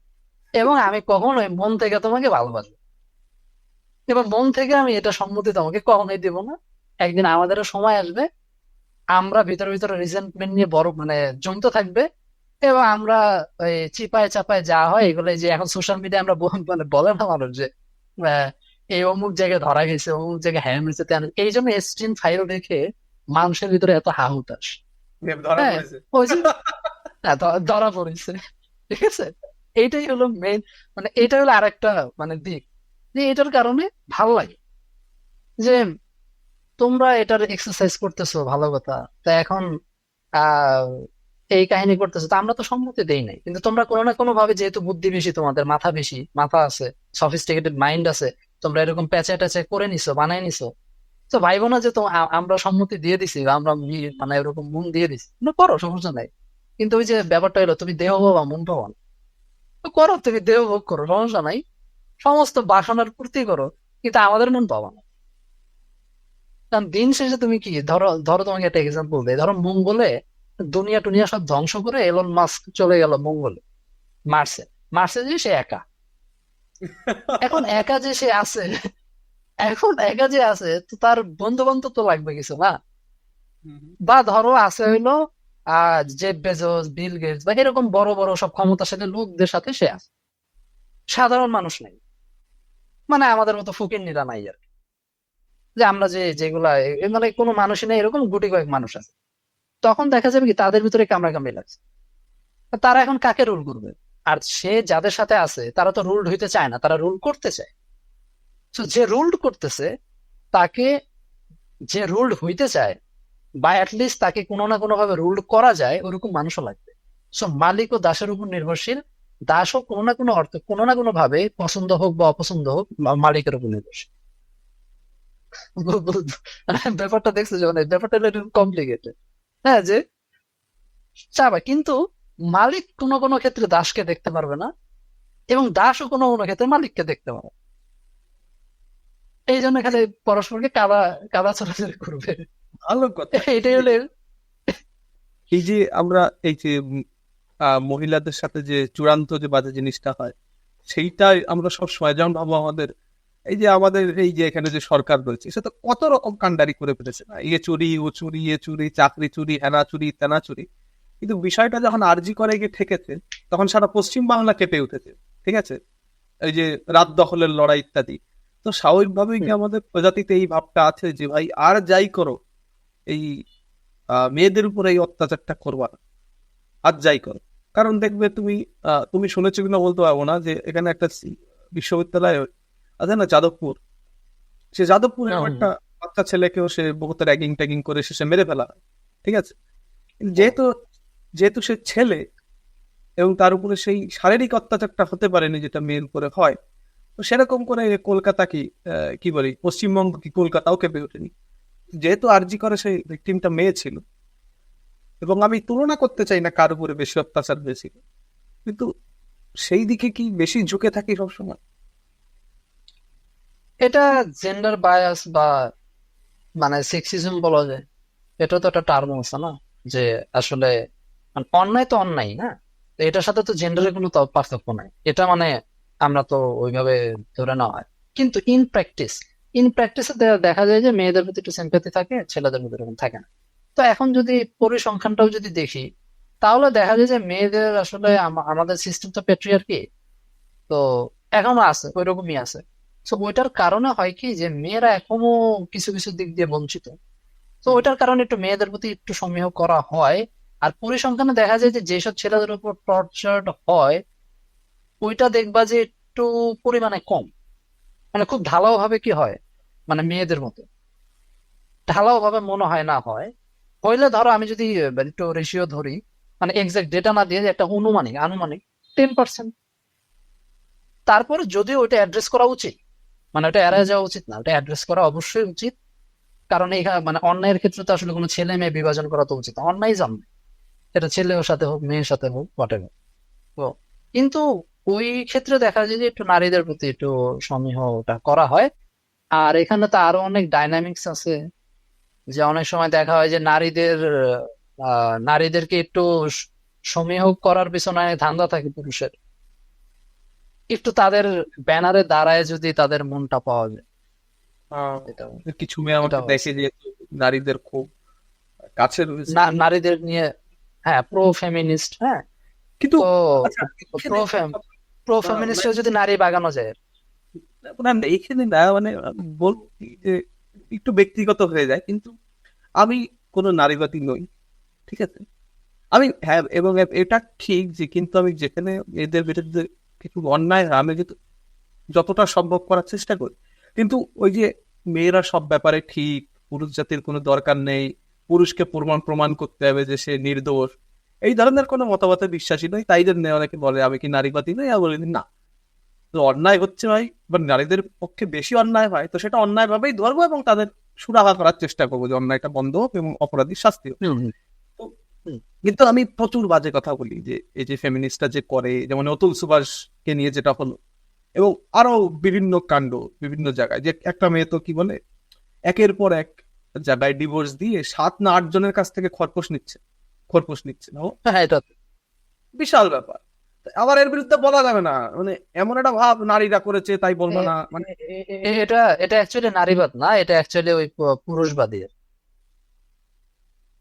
অ্যানিমনি নিয়ে কারণ পুরুষ 8 জনের কাছ থেকে। এ- সে তো ম্যানুপুলেট করছে না, মানে ম্যানুপুলেট করছে বা সে একটা কিছু লাভ করার চেষ্টা করছে, বা কোনো না কোনো ভাবে মানে কিছু না কিছু ভাবে ম্যানুপুলেশন। পুরুষরা কি করে, ম্যানুপুলেশনই তো করে, নারীদেরকে ম্যানুপুলেশন করে তাদেরকে হয়তো বা এক্সপ্লয়েট করে। তো এখানে নারী তো এক্সপ্লয়েট করলো না। তো মানে ব্যাপারটা কি, মানে মানে পুরুষতন্ত্র যেটা, এই পুরুষতন্ত্রের ভিকটিম আসলে ভিকটিম শুধু নারীরা না, পুরুষ নিজে। আবার এই পুরুষতন্ত্রের যে বিষয়টা, এখানে নারীরাও পুরুষ হয়ে যেতে পারে। আচ্ছা বলে তো তুমি আমাদের আরেকটা এখানে বলি। হ্যাঁ, আমাদের এখানে হুমায়ুন আজাদ নামে একজন লেখক আছে, মানে জনপ্রিয় আর কি, স্বঘোষিত নাস্তিক লেখক। তার একটা কথা শুনলো যে পুরুষতন্ত্রে দীক্ষিত নারী তোমার অনেক ভয়ঙ্কর, মানে এরকম টাইপের একটা কথা আছে। তো কোটটা কোটটা শুনলো। ওই শাশুড়ির কথা বলছো তুমি? তো পুরুষতন্ত্রে যদি দীক্ষিত হয় তাহলে তো ওইটাকে আসলে নারীবাদ বলা যায় না, ওইটা আচ্ছা, ওইটা তো আসলে হইল না। আচ্ছা, যেটা মানে বলতে চাইছিলাম আমি যে আহ, ওটা আমি করি না ব্যক্তিগতভাবে, কিন্তু আহ, সেক্ষেত্রে কিন্তু আমি কোনোদিন এটা দেখিনি যে ওই তুমি যেটা বললে ওদের ব্যানারের তলে দাঁড়ালে ওদের একটু মন জয় করা যায় কিনা, কিন্তু সেই ব্যাপারে তো কোনো অভাব হয়নি। এদিকে কিন্তু আমি বিচ্ছিরি কথা বলি, হ্যাঁ, কিন্তু আমি এমন এমন ছেলেদের দেখেছি যারা নারীবাদে একেবারে ঢেলে সেজেছে, মানে সে নারীবাদী বলেই ফেলেছে, শুধু নারী না আর কি, আর নারীবাদী পুরো একেবারে বামপন্থীর থেকে শুরু করে ব্যানার ছানা, তারপর হচ্ছে মেয়েদের এগিয়ে রাখা হোক প্রত্যেক কাজে, মানে কাজে বলতে গিয়ে মাটি টানার সময় না, ওই বরণ টরণ করার সময় ছবি টুবি তোলার সময় মেয়েদের জন্য এগিয়ে দেওয়া হয়, হুম। বা কোনো মিছিল হাঁটছে, কোনো নেতৃত্বে কোনো মেয়ে নেই কিন্তু মিছিলের 4:30 মেয়ে দিয়ে দিলাম, ব্যানার ধরার কাজটা দিয়ে দিলাম, আমরা নারীদের এগিয়ে রাখি, কিন্তু কোনো নেতৃত্ব ফেতৃত্ব কিছু নেই।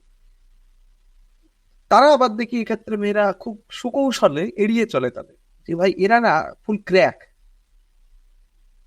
এর সাথে বাচ্চা করলে আমার ছেলেটাও ক্র্যাক হবে, যদি বাই চান্স ভুল করে হুম। ছেলে হয়ে ক্র্যাক হবে।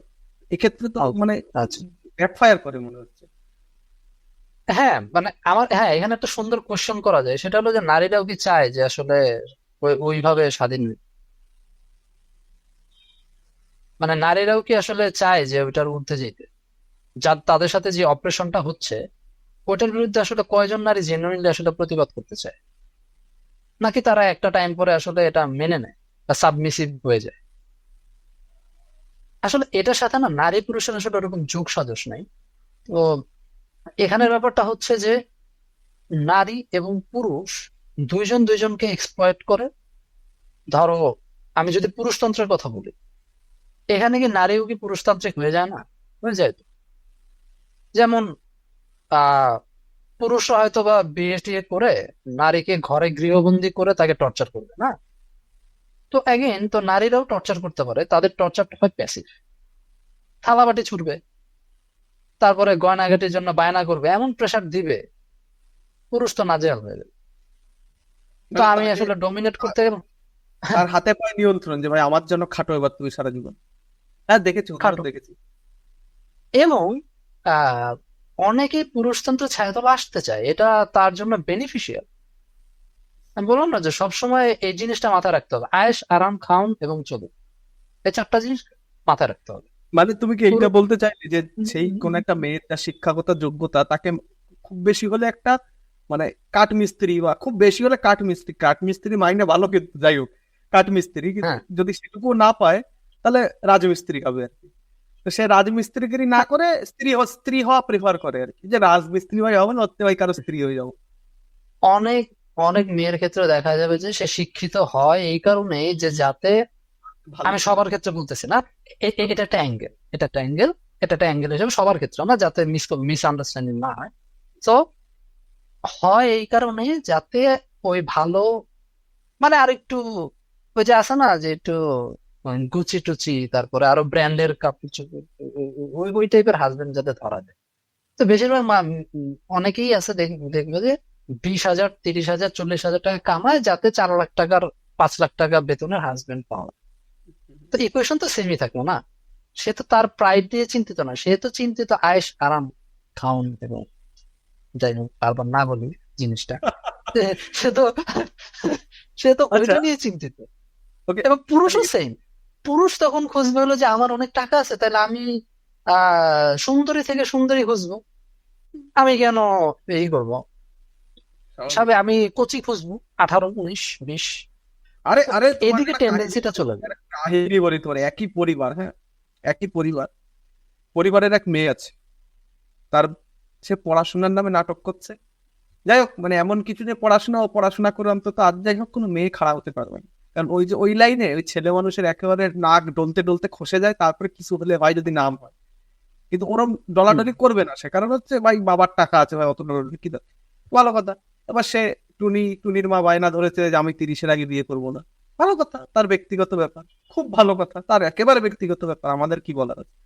সেই বাড়ি আরেক ছেলে আছে, হ্যাঁ, যার বয়স 35 পার করে গেছে, সে এক মেয়ে বিয়ে করেছে, তার বয়স হুম। 20 কি 21 কি এরকম কিছু একটা হবে। মানে সেই বাড়ির হুম। ছেলের 20-21-এর উপরে মেয়েই পছন্দ হচ্ছে না। আবার এই একই বাড়ির মেয়ে বলছে আমি 30-এর উপরে বিয়ে করবো, আমার আমার ভালো ছেলেও চাই। বলছে ভাই অ্যারেঞ্জ ম্যারেজে করে তুমি দেখেছো নায়নদা কি এই যে বলে, মানে 30 কেউ শুনতেই চায় না, এবার লিখে যায় অনূর্ধ্ব 26, যদি খুব উদার হয় সে। অনির্দোষ আদেশ। হ্যাঁ, ওইটাই তো। সো মানে বিষয়টা তো ওইটাই যে আমি যদি কাজে কর্মে গুণে যদি আমার ওইটা হয়, বা এক অর্থে আমি আমি যে 30-এর আগে যে বিয়ে করব না, বা আমার 30 হলে বিয়ে করবো, আর 30 বছর পর্যন্ত আমি আসলে কি করবো? আমি কি মানে না কাজ করে বসে থাকবো? মানে আমি কি মানে বসে বসেই থাকবো বাসার ভিতরে, আমি কিছু আহ, করবো না বা আমার ক্যারিয়ার নিয়ে কাজ করবো না? যদি আমি বসেই থাকি, আমি খালি খুঁজি যে সেই ছেলে কবে আসবে আমাদের দেশে, সেই ছেলে হবে কবে। হ্যাঁ, কথায় না কথায় না বড় হয়ে আমার পায়ের সেবা দাস হবে, এটা হবে না। ঠিক আছে, এটা হবে না। হ্যাঁ, তো এই এই ফ্যান্টাসি নিয়ে বসে থাকলে তো হবে না। 30 বছর পর্যন্ত বসে থাকার মানে হইলো যে আমি আমার উপরে সেলফ ডেভেলপমেন্টাল কিছু না কিছু কাজ করব। সেটা আমি মেয়ে দেখে আমি যে কাজ করব না, সব পুরুষ আমার আমার করে দেবে, বিষয়টা এমন না, আমার কাজ করতে হবে। দিস ইজ যদি জেনুইন নারীবাদ। যদি ক্যারিয়ার বানাতো একটা আলাদা বিষয় হতো।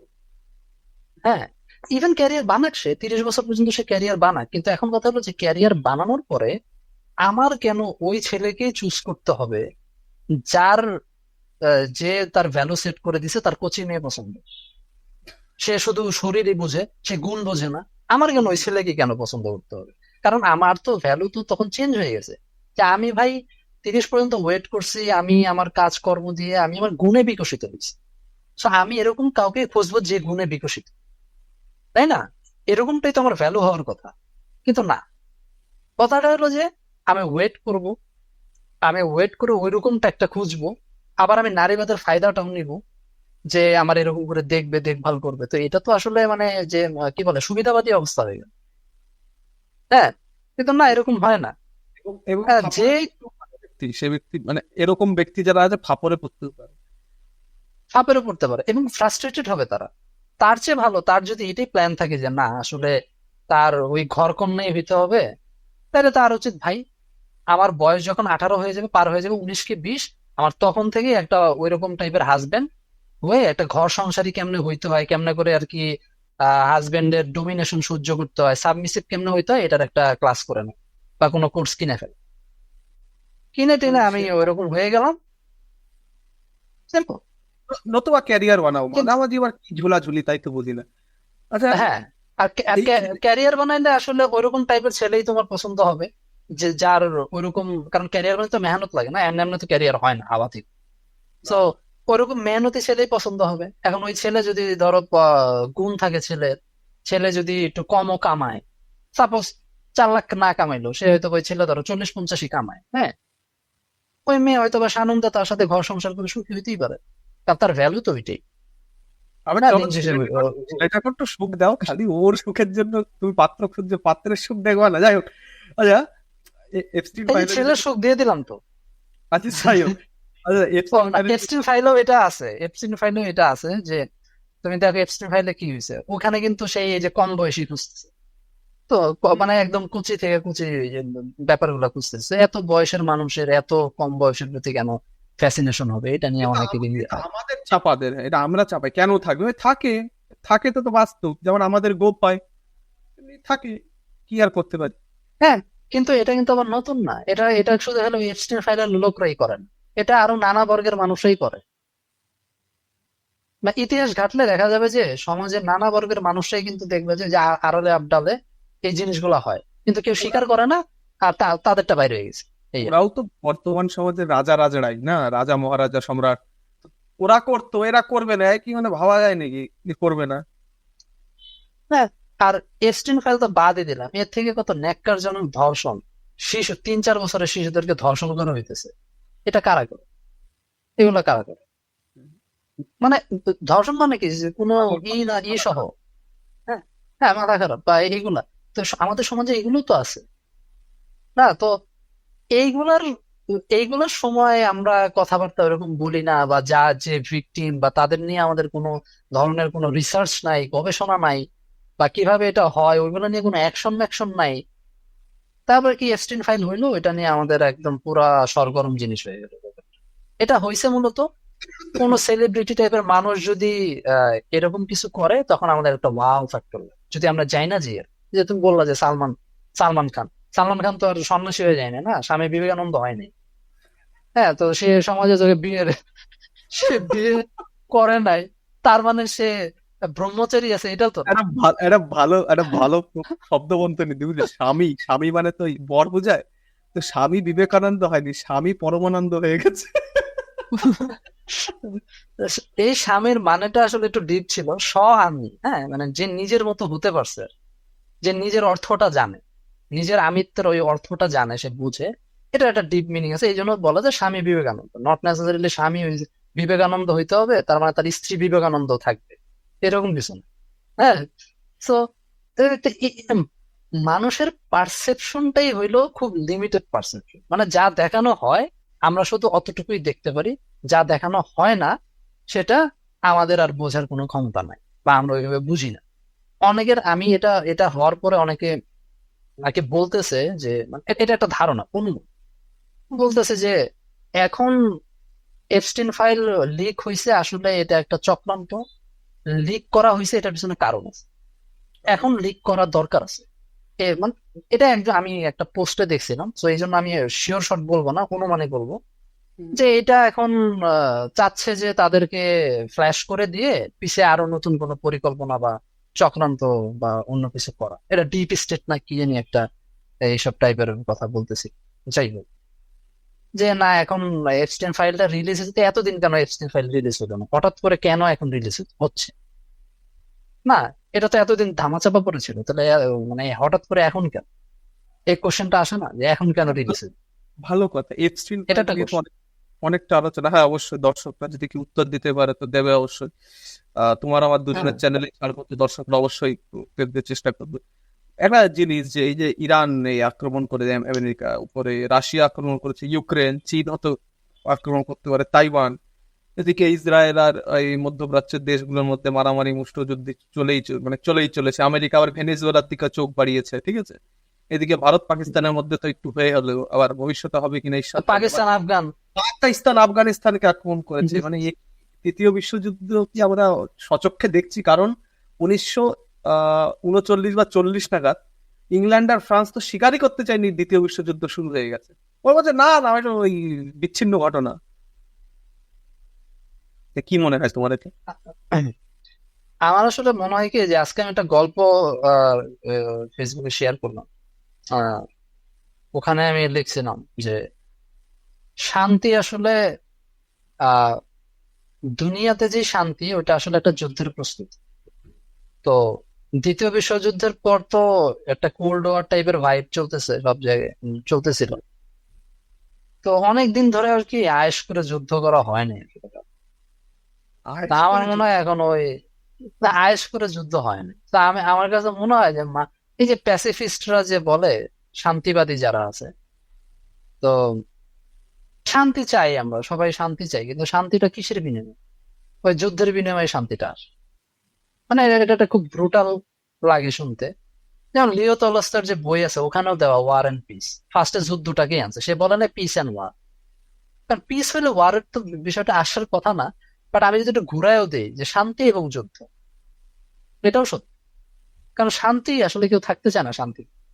শান্তির পরে মনে হয় যে সবকিছু শান্ত হয়ে গেলে, যেমন আমি যদি একটা এক্সাম্পল দেই, খুব আনক্যানি এক্সাম্পল হবে, সেটা হলো যে গেম অফ থ্রোনসে, আমি যখন গেম অফ থ্রোনস সিরিজটা দেখতেছিলাম, তো ওইখানে পুরো সিজন 6 শেষ করার পর আমার মনটা খারাপ হয়ে গেছে। খারাপ মানে আমি একটা মেলানকোলি স্টেটে চলে গেছিলাম, যে সবকিছু ভেঙে চুরে গেল, সব শান্ত হয়ে গেল, এরকমটা কেন হবে? এটা নিয়ে আমার আফসোস হচ্ছে।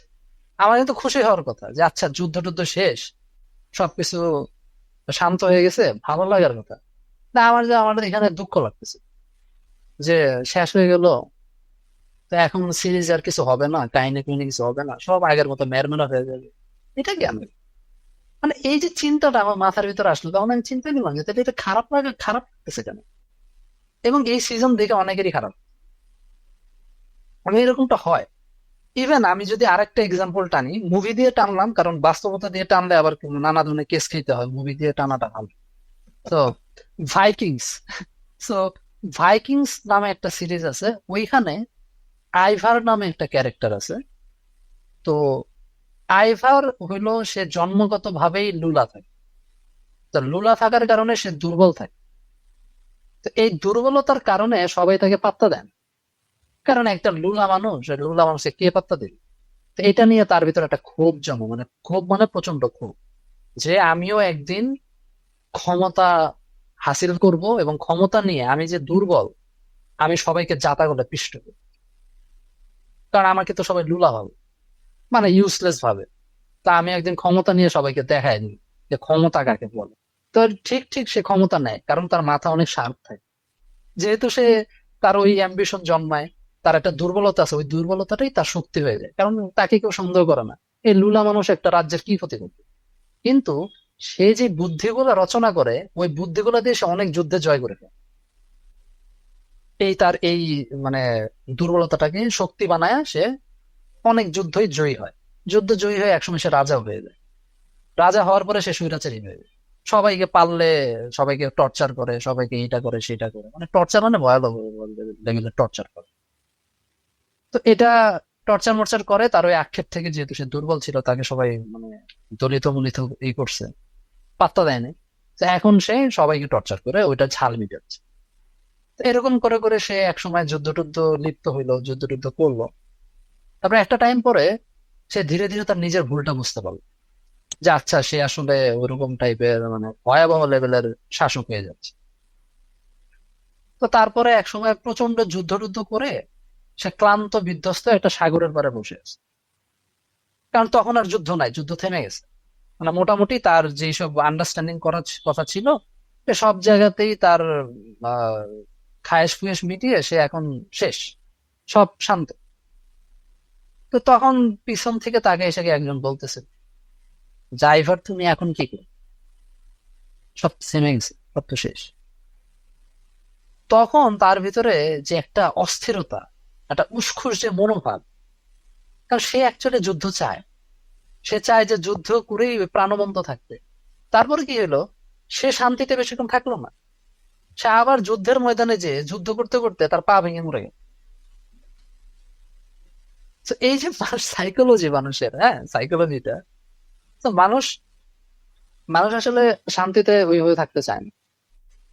একটা জিনিস দেখা যায় যে যখন যুদ্ধের কথা হয়, যখন যুদ্ধের দামামা বেজে ওঠে, তখন দেখবা যে সোশ্যাল মিডিয়া থেকে শুরু করে নানা জায়গায় একটা চাঞ্চল্য সৃষ্টি হয়।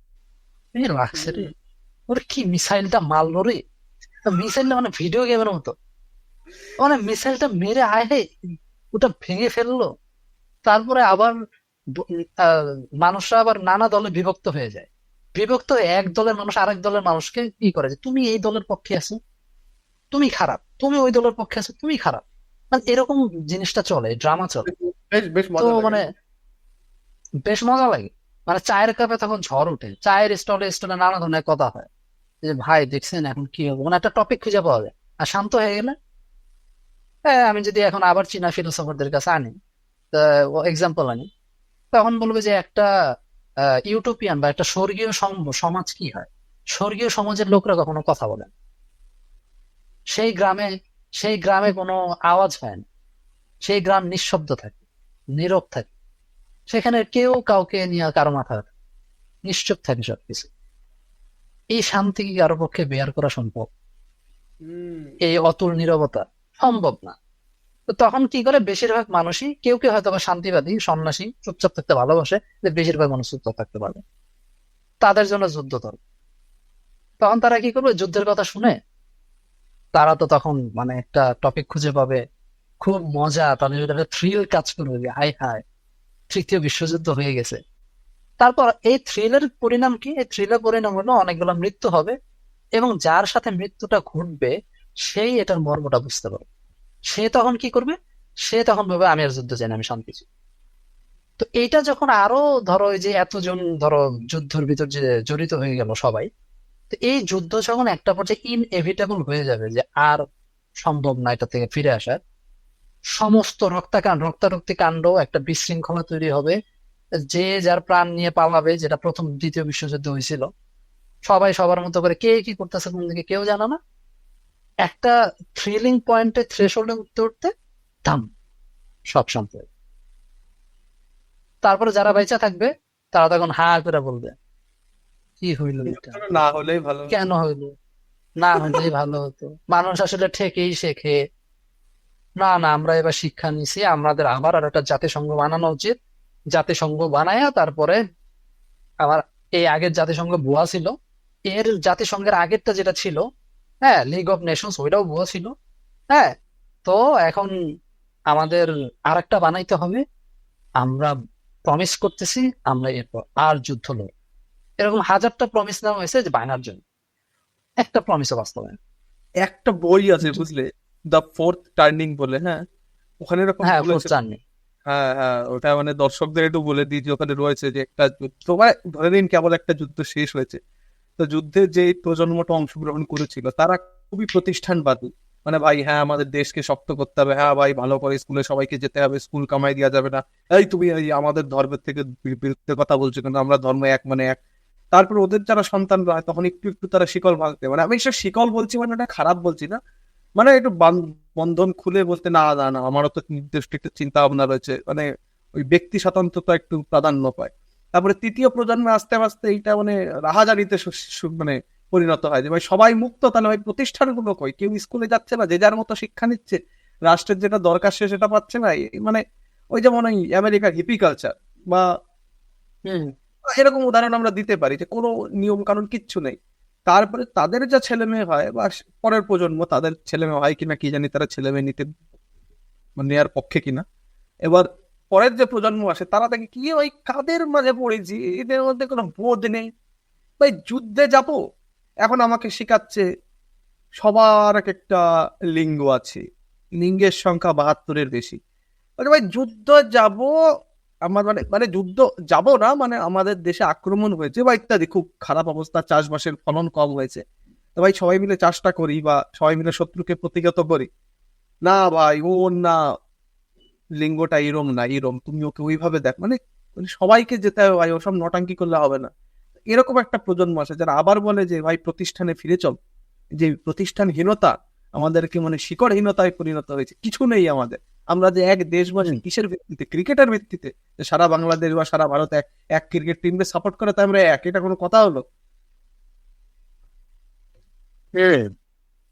মানে ওই আহ, আহ, একটা হলো ওই যে এটা যদি এই ট্রেড ধরা হয় যে যুদ্ধ তারপর শান্তিবাদ, যুদ্ধ শান্তিবাদ এরকম একটা প্রজন্মের ভিতরে, মানে ন্যাশনালিস্টিক আর হলো তোমার আন্তর্জাতিকতাবাদ মানে ওইটা তো একটু আলাদা। মানে একটা এরকম হলো যে নিজের, হ্যাঁ এরকম করে হার্টবিটের যে পালস এটাও দেখবো যে মেশিনের এরকম, হ্যাঁ তো এটা প্যাটার্ন দেখা যায়, হ্যাঁ। আর যদি এটা এমন হয়ে যায় একদম, তার মানে ওখানে আর প্রাণ থাকে না। তো এই জন্য হিরাক্লিটাস একটা ট্রিমেন্ডাস কথা বলছিল, সেটা হলো যে যারা বলে যে পৃথিবী থেকে যুদ্ধ উঠে দেওয়া উচিত, মানে তাদেরকে সে গালাগাল দিছে আর কি। যে যুদ্ধ থাকবে না মানে যুদ্ধ ছাড়া জীবনই সম্ভব না। জীবন আছে মানে যুদ্ধ আছে, ওটা থাকবে। তো যারা যুদ্ধকে বাতিল করতে চায় তারা কোনো মানুষই না। তো তারা বোঝেই না এই জিনিসটা আসে। হ্যাঁ, তো হিরাক্লিটাস আবার যুদ্ধের পক্ষে এইভাবে ছাপাই গিয়ে গেছে। তো এটা সম্ভবত সেই প্র্যাকটিক্যাল দিকটা বিবেচনা করে হয়তো বা বলে গেছে যে না আসলে যুদ্ধটা দরকার। আবার আমাদের তো এখন ইউনিতে দেখো যে কেউ যদি বলে তোমাদের ওরা ভাই বাংলাদেশের কোনো মুক্তিযুদ্ধের কোনো দরকার ছিল, বলছে ভাই তোর চটি খুলে মারবো, মানে কি এটা কোনো কথা হলো? হ্যাঁ ও বলছে, আর আবার হ্যাঁ যদি জিজ্ঞেস আচ্ছা ভাই দুদিন পরে যদি আবার একটা মুক্তিযুদ্ধ হয়, এই না না না না না এই যুদ্ধ টুদ্ধ এসব কি বলো, বলে, ভাই তুই তো একটু আগে বললি যে মুক্তিযুদ্ধ খুব গুরুত্বপূর্ণ ছিল, আবার তুই বলছিস সামনে যদি যুদ্ধ হয়, না ভাই যুদ্ধের দরকার নেই, তো দাবিটা কি তাই যুদ্ধ বল, দরকার। দাবিটা কি? হ্যাঁ, ইভেন আমাদের বডির ভিতরে তো ক্রমাগত যুদ্ধই হয়ে চলছে না। যদি বডির জিনিসগুলো যদি যুদ্ধ না করতে তাহলে তো বডি টিকে রাখবে। বডির ভিতরে তো গভীর রাজনীতি চলতেছে, গভীর যুদ্ধ চলতেছে। সবসময় ব্যাকটেরিয়া ভাইরাস এগুলোর বিরুদ্ধে যুদ্ধ করতেছে, যুদ্ধ করে করেই তো বডি টিকে আছে। যেদিন যুদ্ধ থামাই দেবে বডি একদম শেষ হয়ে যাবে। তো এখন এটাকে এখন অনেকে যুদ্ধের পক্ষে সাফাই গিয়ে তারপরে এর মতো কয়েকটা টেসাকার ঘটায় দিবে। তো এটা আসলে একটা ব্যালেন্স, হ্যাঁ, যে কোন জায়গায় যুদ্ধটা লাগবে, কেমন যুদ্ধ লাগবে আর কেমন যুদ্ধ লাগবে না। আমার যুদ্ধটার মানে কি আমার সহিংস করতে হবে, কেন যুদ্ধটাকে অন্য ফর্মে নেওয়া যায় না?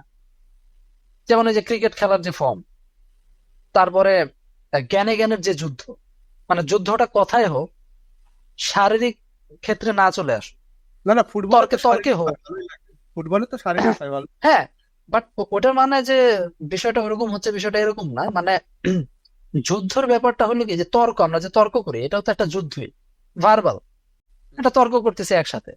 তো যুদ্ধটা এতটা র ফর্মে নেমে না আসে। মানে যদি আমরা ওইটুকু প্রচেষ্টা করা যায় যে আচ্ছা যুদ্ধটা আমরা কি করব জ্ঞানে, তারপরে আমরা উভয়ই পাওয়ারফুল হতে থাকবো, জ্ঞানে তারপরে শক্তিতে, মানে সমানে সমান আর কি। সমানে সমান না যদি হয় কেউ, তাহলে যুদ্ধ হবে না। যেমন সবার কাছে যদি পারমাণবিক বোমা থাকে তাহলে যুদ্ধ লাগবে না, কারণ কে তখন আর এইসব পারমাণবিক বোমা ছাড়তে যাবে না, সবাই পাওয়ারফুল। এখন ধরো একজনের আছে পারমাণবিক বোমা বা 4-5 জনের আছে আর বাকিগুলোর নাই, তখন একটা ক্যাচাল হইতে পারে। মানে যে ঝামেলা ঝামেলা হয়ে যাবে, সবার পারমাণবিক বোমা থাকে, কেউ হয়তো বা যুদ্ধ লাগার সম্ভাবনাটা খুব কম, যদি না কতগুলো তার ছেঁড়া পাবলিকের হাতে যদি এটা পড়ে। বাট বাট টেনশন না থাকবে। তো মাঝখানে তো আমি দেখতেছি কিম জং উনকে নিয়ে তো অনেক কিছু, তারা খেলায় কেউ নিতেছে না। আমার কাছে জিনিসটা আমার আমার আমার কাছে জিনিসটা ইন্টারেস্টিং লাগছে, বেচারাটা শান্তি। সে সে আসলে না অনেক সাফারিংস আছে, মানে সাফারিংস বলতে কি, মানে সাফারিং ফ্রম পিস। সে শান্তির কারণে অনেক যন্ত্রণায় আছে।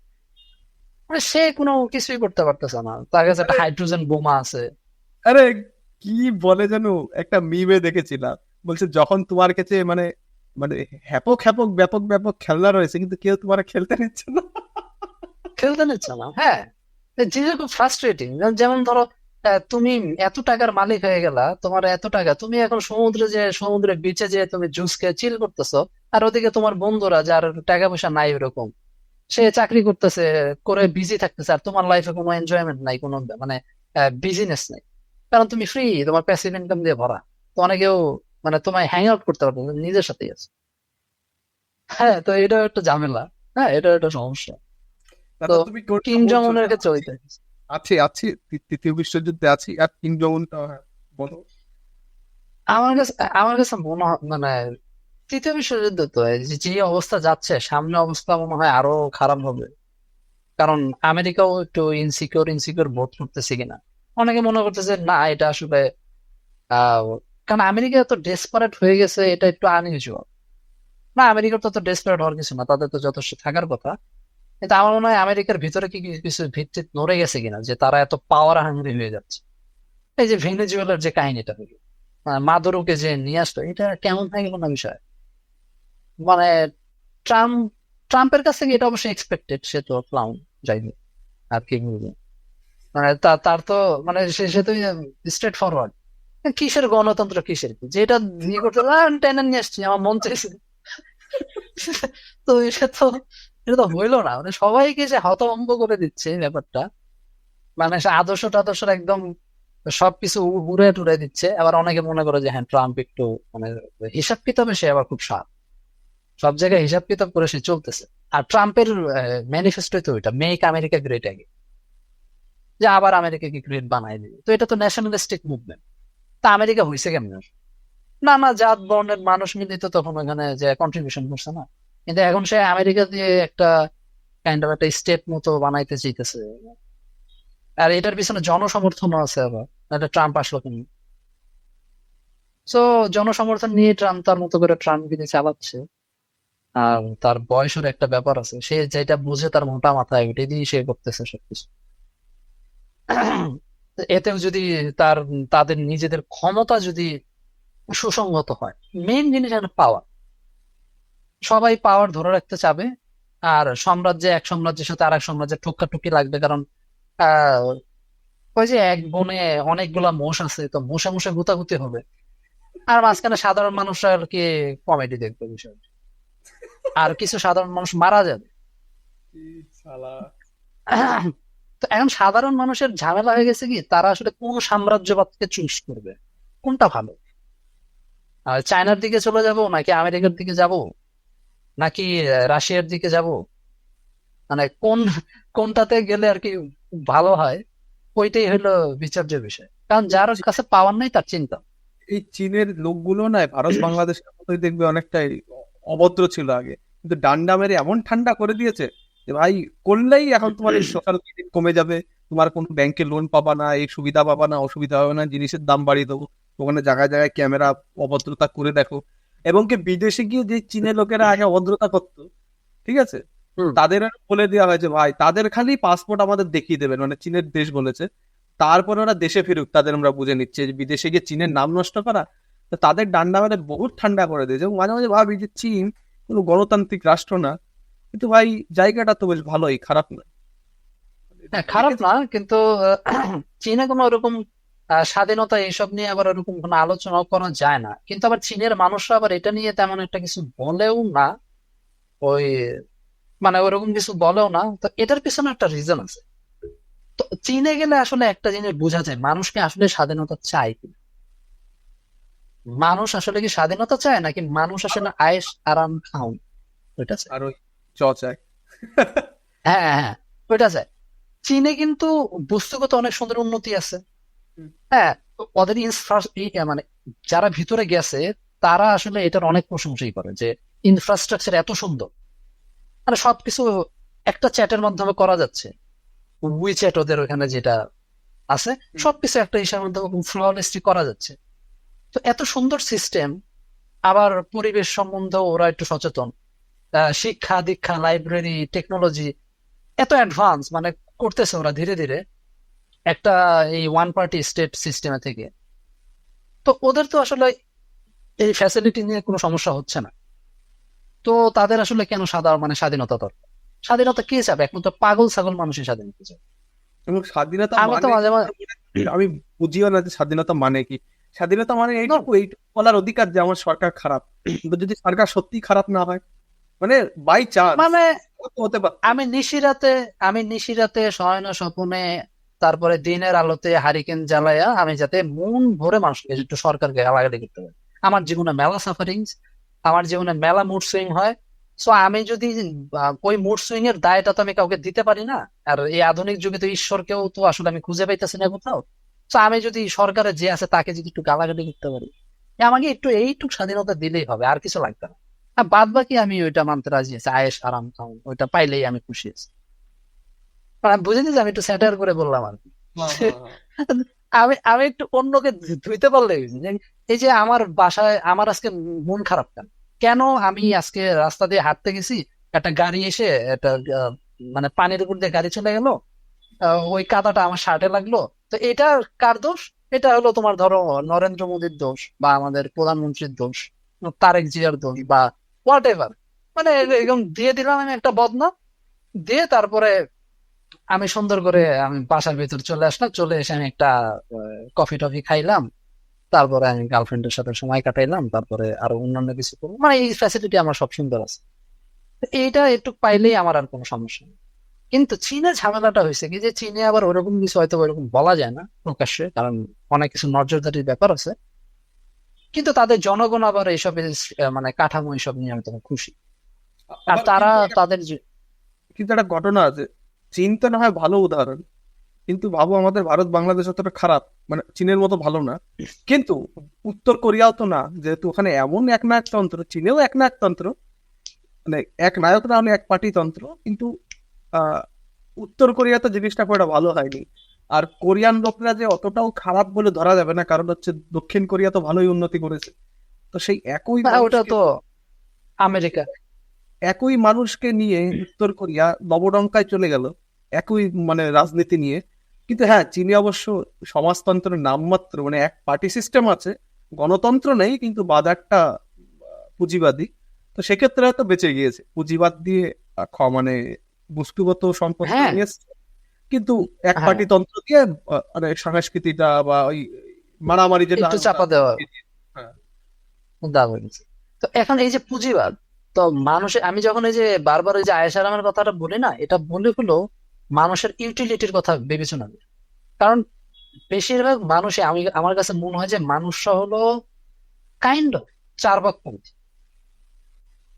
ঋণ করে হলেও ঘি খাওয়া আছে না, মানে ইমিডিয়েটটা পছন্দ করে তারা, বা অ্যাটলিস্ট ভিতরে ভিতরে তারা ওইটা বাসনাটা পোষণ করে, যে আমার একটা ভাত কাপড় চোপড় থাকার জায়গা একটু কমফোর্টেবল ব্যাপার স্যাপার এটা থাকলেই, এটা যদি আমার থাকে তারপর আমি অন্য কিছু ভাইবা দেখি। হ্যাঁ।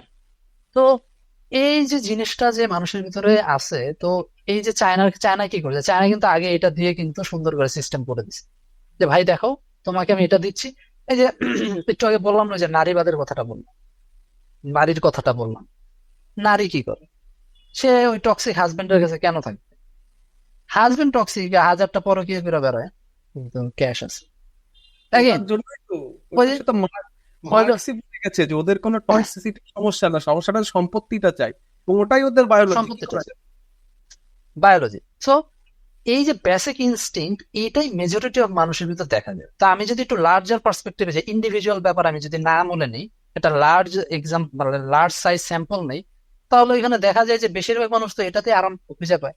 আমি যদি এখন রাস্তা দিয়ে যদি একটা সুন্দর সিস্টেমে হাঁটতে পারি, আমার যদি চুরি ছিনতাইয়ের ভয় না থাকে, হ্যাঁ, তারপরে আমি যদি আমার বাসার ভিতরে এসে যদি একটু মানে আরাম করে যদি একটু বসে যদি কফি টফি খাইতে পারি, চা খাইতে পারি, আমি যদি একটা সম্পর্ক সুন্দরভাবে মেনটেন করে যদি চলতে পারি, আমার স্যালারি স্যালারি যদি ভালো হয়, আমি কি আর কোনো বিপ্লব করবো? আমার কেন বিপ্লবের দরকার আছে? আমি কি স্বাধীনতা ওইসব কি ফিলোসফিতে কি ডেঞ্জার হবে না হবে যেটাতে আমি পুরো এক্সিস্টেন্সিয়াল ক্রাইসিসে পড়ে যাব? আমার কি কোনো দরকার আছে ওইটার পিছনে টাইম ইউজ করার? দরকার নেই। হ্যাঁ, আমি জাস্ট বসে থাকবো, আমার হিসেবে খাবার, মানে এটা আমি সাধারণ মানুষের যে সাধারণ চিন্তা ভাবনা ওই পার্সপেক্টিভ থেকে বলতেছি, যে আমার তো আর কোনো দরকার নেই আন্দোলন ফান্দোলন করার, এত ঝামেলা ঝামেলা আমি কেন নেবো? হ্যাঁ, আমাকে স্বাধীনতা দেওয়া হচ্ছে না, দরকার নাই, আমাকে সোমরসে ডুবাই দিলেই হয়েছে, আমি আনন্দ পাচ্ছি, আনন্দ নিতে নিতেই মরে যাবে, সমস্যা। এটা আমার আলটিমেট গোল। তারপরে ম্যাকিয়াভেলি সেটাই করে। ওইটার উত্তর একটু শেষে দাও। তোমার কি মনে হয় যে আমরা এই এক যুদ্ধে প্রবেশ করে গিয়েছি? আচ্ছা, যুদ্ধতে তো আমার মনে হয় যে হ্যাঁ, যুদ্ধতে আসলে ওইভাবে প্রবেশ হইছে। অবস্থা তো খুব ভালো দেখা যাচ্ছে না, সামনে একটা ক্যাটাস্ট্রফি হতে পারে ভালো, বা অর্থনৈতিক সংকট ভালো হবে। কারণ আমাদের এই দেশে কি হবে আমার এটা বোঝাটা মুশকিল। নানা ধরনের জিও পলিটিক্যাল বিষয়পত্র হবে। আর আরেকটা জায়গা তো শঙ্কা, যে পরবর্তী প্রজন্ম আসলে কেমন ভাবে যে গড়ে উঠতেছে, এটাও একটা শঙ্কাজনক বিষয়। টেকনোলজিক্যাল অ্যাডভান্সমেন্টের কারণে কিছু সুবিধা হয়েছে, আবার অসুবিধা হয়েছে, মানুষের অ্যাটেনশনের স্প্যান কমে গেছে। নতুন প্রজন্ম আসলে কতটা ইফেক্টিভ হচ্ছে ওইটাও প্রশ্নবিদ্ধ। আর তারা কতটুকু স্ট্রাকচার ধরে রাখতে আগ্রহী ওইটাও প্রশ্নবিদ্ধ। তো ওইদের জায়গায় রোবটকে প্লেস করে দিয়ে আহ রোবটেরই জয় জয়গার হবে কিনা, এটা একটা ভয়াবহ লেভেলের একটা দেখা যাচ্ছে।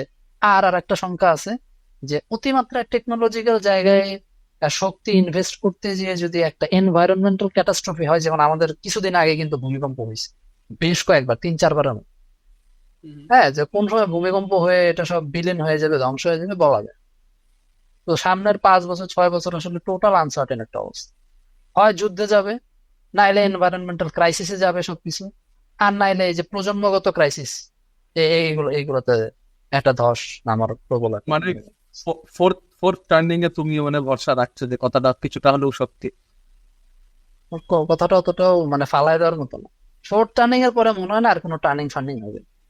এরপর টার্নিং হইলে মনে হয় ওই কি জানি আটলান্টিকের বরফ বলতেছে না কি জানি, ওইখানে ওই প্রান্তে যে যদি নতুন কোনো বস্তুগত জিনিস আবিষ্কার হয়, বা কোনো একটা ক্ষেত্র ভূমি যদি তৈরি হয়, ওইখানে যে আবার হয়তোবা একটা মানে দুইটা সম্পত্তি। কেউ হয়তোবা বেঁচে টেচে যাবে, নতুন সভ্যতা তৈরি হবে, আবার এই সেম কাহিনী একই রিপিট হবে। আর যুদ্ধ শান্তি শান্তি যুদ্ধ, এরকমটাই রিপিট হবে। মানে জিনিসটা না, আমি আসলে এটা লাইক করি না actually। আমি যখন বলি না এই কথাগুলো, আমি চাই যে আমার এই সমস্ত অনুমান একদম ভুল হোক। আমি চাই না যে এরকম একটা মানে ধরা বাঁধা একটা স্ক্রিপ্ট বারবার একটা রিপিটেশন হোক। কিন্তু যত চাই না ওইটা, ততই এক্সাম্পলে আমি খালি এটার দৃষ্টান্তই দেখতে পাই। যে সবকিছু এরকম রিপিটেটিভ। তখন আবার এই ধরো ভারতীয়, আমাদের ভারতবর্ষে যে আধ্যাত্মের যে শিক্ষাটা, ওখানে ফিরে আসতে হয় বারবার। যে ওখানে এসে দেখি যে বলছে যে সংসার মানেই হলো এই গোল গোল চক্র, গোল গোল চক্র, এর বাইরে কিছুই না। কিছু না কিছু এই চক্রাকারে ঘুরতেই থাকে ঘুরতেই থাকে। তো এটা থেকে মুক্তির উপায় কি? এই চক্র থেকে বাইরে হয়ে যাবে, মোক্ষ লাভ করে ফেলে। তো এটা তো একটা ডিফারেন্ট একটা টপিক হয়ে গেল বিষয়টা। তো আমার মনে হয় যদি আমেরিকা যদি কোনো কারণে যদি আহ তাদের এই ক্যাটাস্ট্রফি যদি দূর করতে চায়, সম্ভবত তাদেরকে এমন একটা ফিলোসফির দ্বারস্থ হইতে হবে যেটা আসলে এই যে কমপ্লেক্সিটি, এটাকে সুন্দরভাবে হারমোনাইজ করতে পারে। এরকম একটা ফিলোসফি তাদের লাগে, বা ওই আন্ডারস্ট্যান্ডিং এ পৌঁছতে হবে। কারণ এখন তাদের, তারা সুপার পাওয়ার যেহেতু, তো তাদের বস্তুগত উন্নতি হয়েছে, তো তাদের এখন ওই ডেভেলপমেন্টটা লাগবে, বা ওই একটা সুসংহত দর্শনে আসতে হবে। কারণ তাদের দর্শন তো কাইন্ড অফ হলো একটু ওয়ান সেন্ট্রিক দর্শন। এই গড, ইভিল, লাভ, জিজাস, ক্রিশ্চিয়ানিটি, এইটাই মানে আব্রাহামিক রিলিজন গুলোর যেরকম ট্রেড ওইরকম দেখা যায়। তো আমার কাছে মনে হয় যে আরেকটু নুয়ান্স টাইপের দর্শন তাদের লাগবে, যেখানে আসলে কাইন্ড অফ, আমি যদি বলি একটু স্পিনোজা টাইপের দর্শন বা এরকম টাইপের একটা আন্ডারস্ট্যান্ডিং পৌঁছাইতে হবে জাতিগত ভাবে। তাইলে যদি তাদের পাগলামি সাকলামি যদি একটু দূর হয়, বা আরেকটু যদি তারা অন্য কিছু করতে পারে। আর আমরা তো ভুলেই গেছি সবকিছু, আমাদের এই জায়গার যে কি দর্শন ছিল এনতেন, কারণ আমাদের পেটের ক্ষুধা হয়। সো পেটের ক্ষুধা থাকলে আর কি কারোর ভিতরে ওই দর্শন টর্শন কতটুকু যে ঢোকে, এটা তো মার্কস অনেক বিস্তর আলাপ আলোচনা করে গেছে। তো এখানে আমি মার্কসকে একটা ক্রেডিট দিব, সে ইকোনমির আলাপটা অনেক ভালোভাবেই তুলে আনছে, যে এটার কারণে কি কি ঝামেলা ঝামেলা হয়, এটা ইন্টারেস্টিং। আর বাদ বাকি ক্রিটিক ক্লাস, আমার কাছে মনে হয় যে আমাদের সব জায়গায় এখন আমরা এমন একটা পয়েন্টে চলে আসছি না, এখন আমাদের এককভাবে কিছু করা সম্ভব। আমাদের সবার উপরে একটু বিশ্বস্ততা অর্জন করতে হবে, আর একটু নিজেদের ভিতরে ওই আন্ডারস্ট্যান্ডিং গুলো বোঝাপড়া করতে হবে। এখন এই বোঝাপড়াটা কি যুদ্ধের মাধ্যমে আসবে, এটাই হলো আমার একটা চিন্তার বিষয়। ওই যে আছে না যে ঠিকই শেখে মানুষ, তো কেউ কেউ হয়তো বা আগে শিখবে, কিন্তু মেজরিটি কেসেসে মনে হয় না তারা যুদ্ধ না করে আসলে শিক্ষাটা নেবে। যাই হোক, আমরা মানে তো যুদ্ধের সমর্থন টমর্থনে নয়, কিন্তু মানে মনে হচ্ছে না, বিষয়টা এই দিকে যাচ্ছে, তো দেখা যাক কি হয়। হ্যাঁ, এই জায়গায় একটু মানে যুদ্ধের সমর্থন কেউই চায় না, কিন্তু যুদ্ধে জড়ায় যেতে হয়। ওই যে মহাভারত তো আসলে কি হইলো জিনিসটা, মহাভারতের ক্লাসিক যদি পড়া হয়, হোয়াটএভার, অনেক যুদ্ধ হয়েছে, তারপর পরেও যুদ্ধ হয়েছে, কত জায়গায় ভারতবর্ষে যুদ্ধ হয়েছে। হ্যাঁ, ভারতবর্ষে তো কতগুলো যুদ্ধ হয়েছে, জানো? কম বেশি মিলাই ঝিলা যায়নি তো হয়েছে। তো আমরা চাই না যুদ্ধ, কিন্তু তারপর কি আর করা। কি আর যাই হোক, করা। একটা আচ্ছা, মানে ফোর টার্নিং এর যে বইটার কথা তুমি বললা, এটা লেখকের নামটা কি? আমি নাম শুনছি, লেখকের নামটা একটু বললে ভুলে গিয়েছি, তুমি আমার যদি একবার দেখে নিও, ইয়েতে সার্চ করে আচ্ছা নিও। আচ্ছা, ঠিক আছে। যাই হোক, লিঙ্ক দিয়ে দিও তাই ডেসক্রিপশন। হ্যাঁ হ্যাঁ হ্যাঁ, অবশ্যই। এবং হ্যাঁ, অবশ্যই এটা মানে ভালো একটা আলোচনায় আসতে পারলাম শেষে, এবং সময় হয়ে এসেছে, মনে হয় দুটো বিষয় নিয়ে আলোচনা ছিল, আমরা একটু একটু আলোকপাত করতে পেরেছি আর কি। এবং মানে ওই ডিটেল তথ্যগত হইলো না আলোচনা, মানে তথ্যগত ওইরকম না হলেও ইনসাইটফুল হয়েছে আর কি আলোচনা। যে এই এপস্টেইন ফাইলস বা এই যে যুদ্ধ, যে আমেরিকা ইরান হচ্ছে ইত্যাদি, রাশিয়া ইউক্রেন হচ্ছে, তো আমরা মোটামুটি একটা দিক দেওয়ার চেষ্টা করলাম। তথ্য তো অনেক জায়গায় রয়েছে, তথ্যের জন্য আবার আলোচনা তথ্য তো খুঁজে না হইলো, হ্যাঁ, তথ্য খুবই সহজ খুঁজে জিনিস, না হইলো। খুবই সস্তা। এখন খাসির মাংসের দাম বেশি, সেটার পিছনে যা তথ্য সস্তা আছে। যাই হোক, দর্শকদের অনেক প্রশ্ন থাকলো, যদি কারোর দ্বিমত পোষণ করে বা সহমত হয়, সেটা কমেন্ট বক্সে জানাতে পারে, এবং ঠিকঠাক আলোচনায় আবার আমরা একসাথে আসবো। দেখা যাক কি কি নিয়ে আলোচনা হয়। আইমদাকে আবার ধন্যবাদ এতটা সময় দেওয়ার জন্য। Thank you. ধন্যবাদ, আবার দেখা হবে। Okay.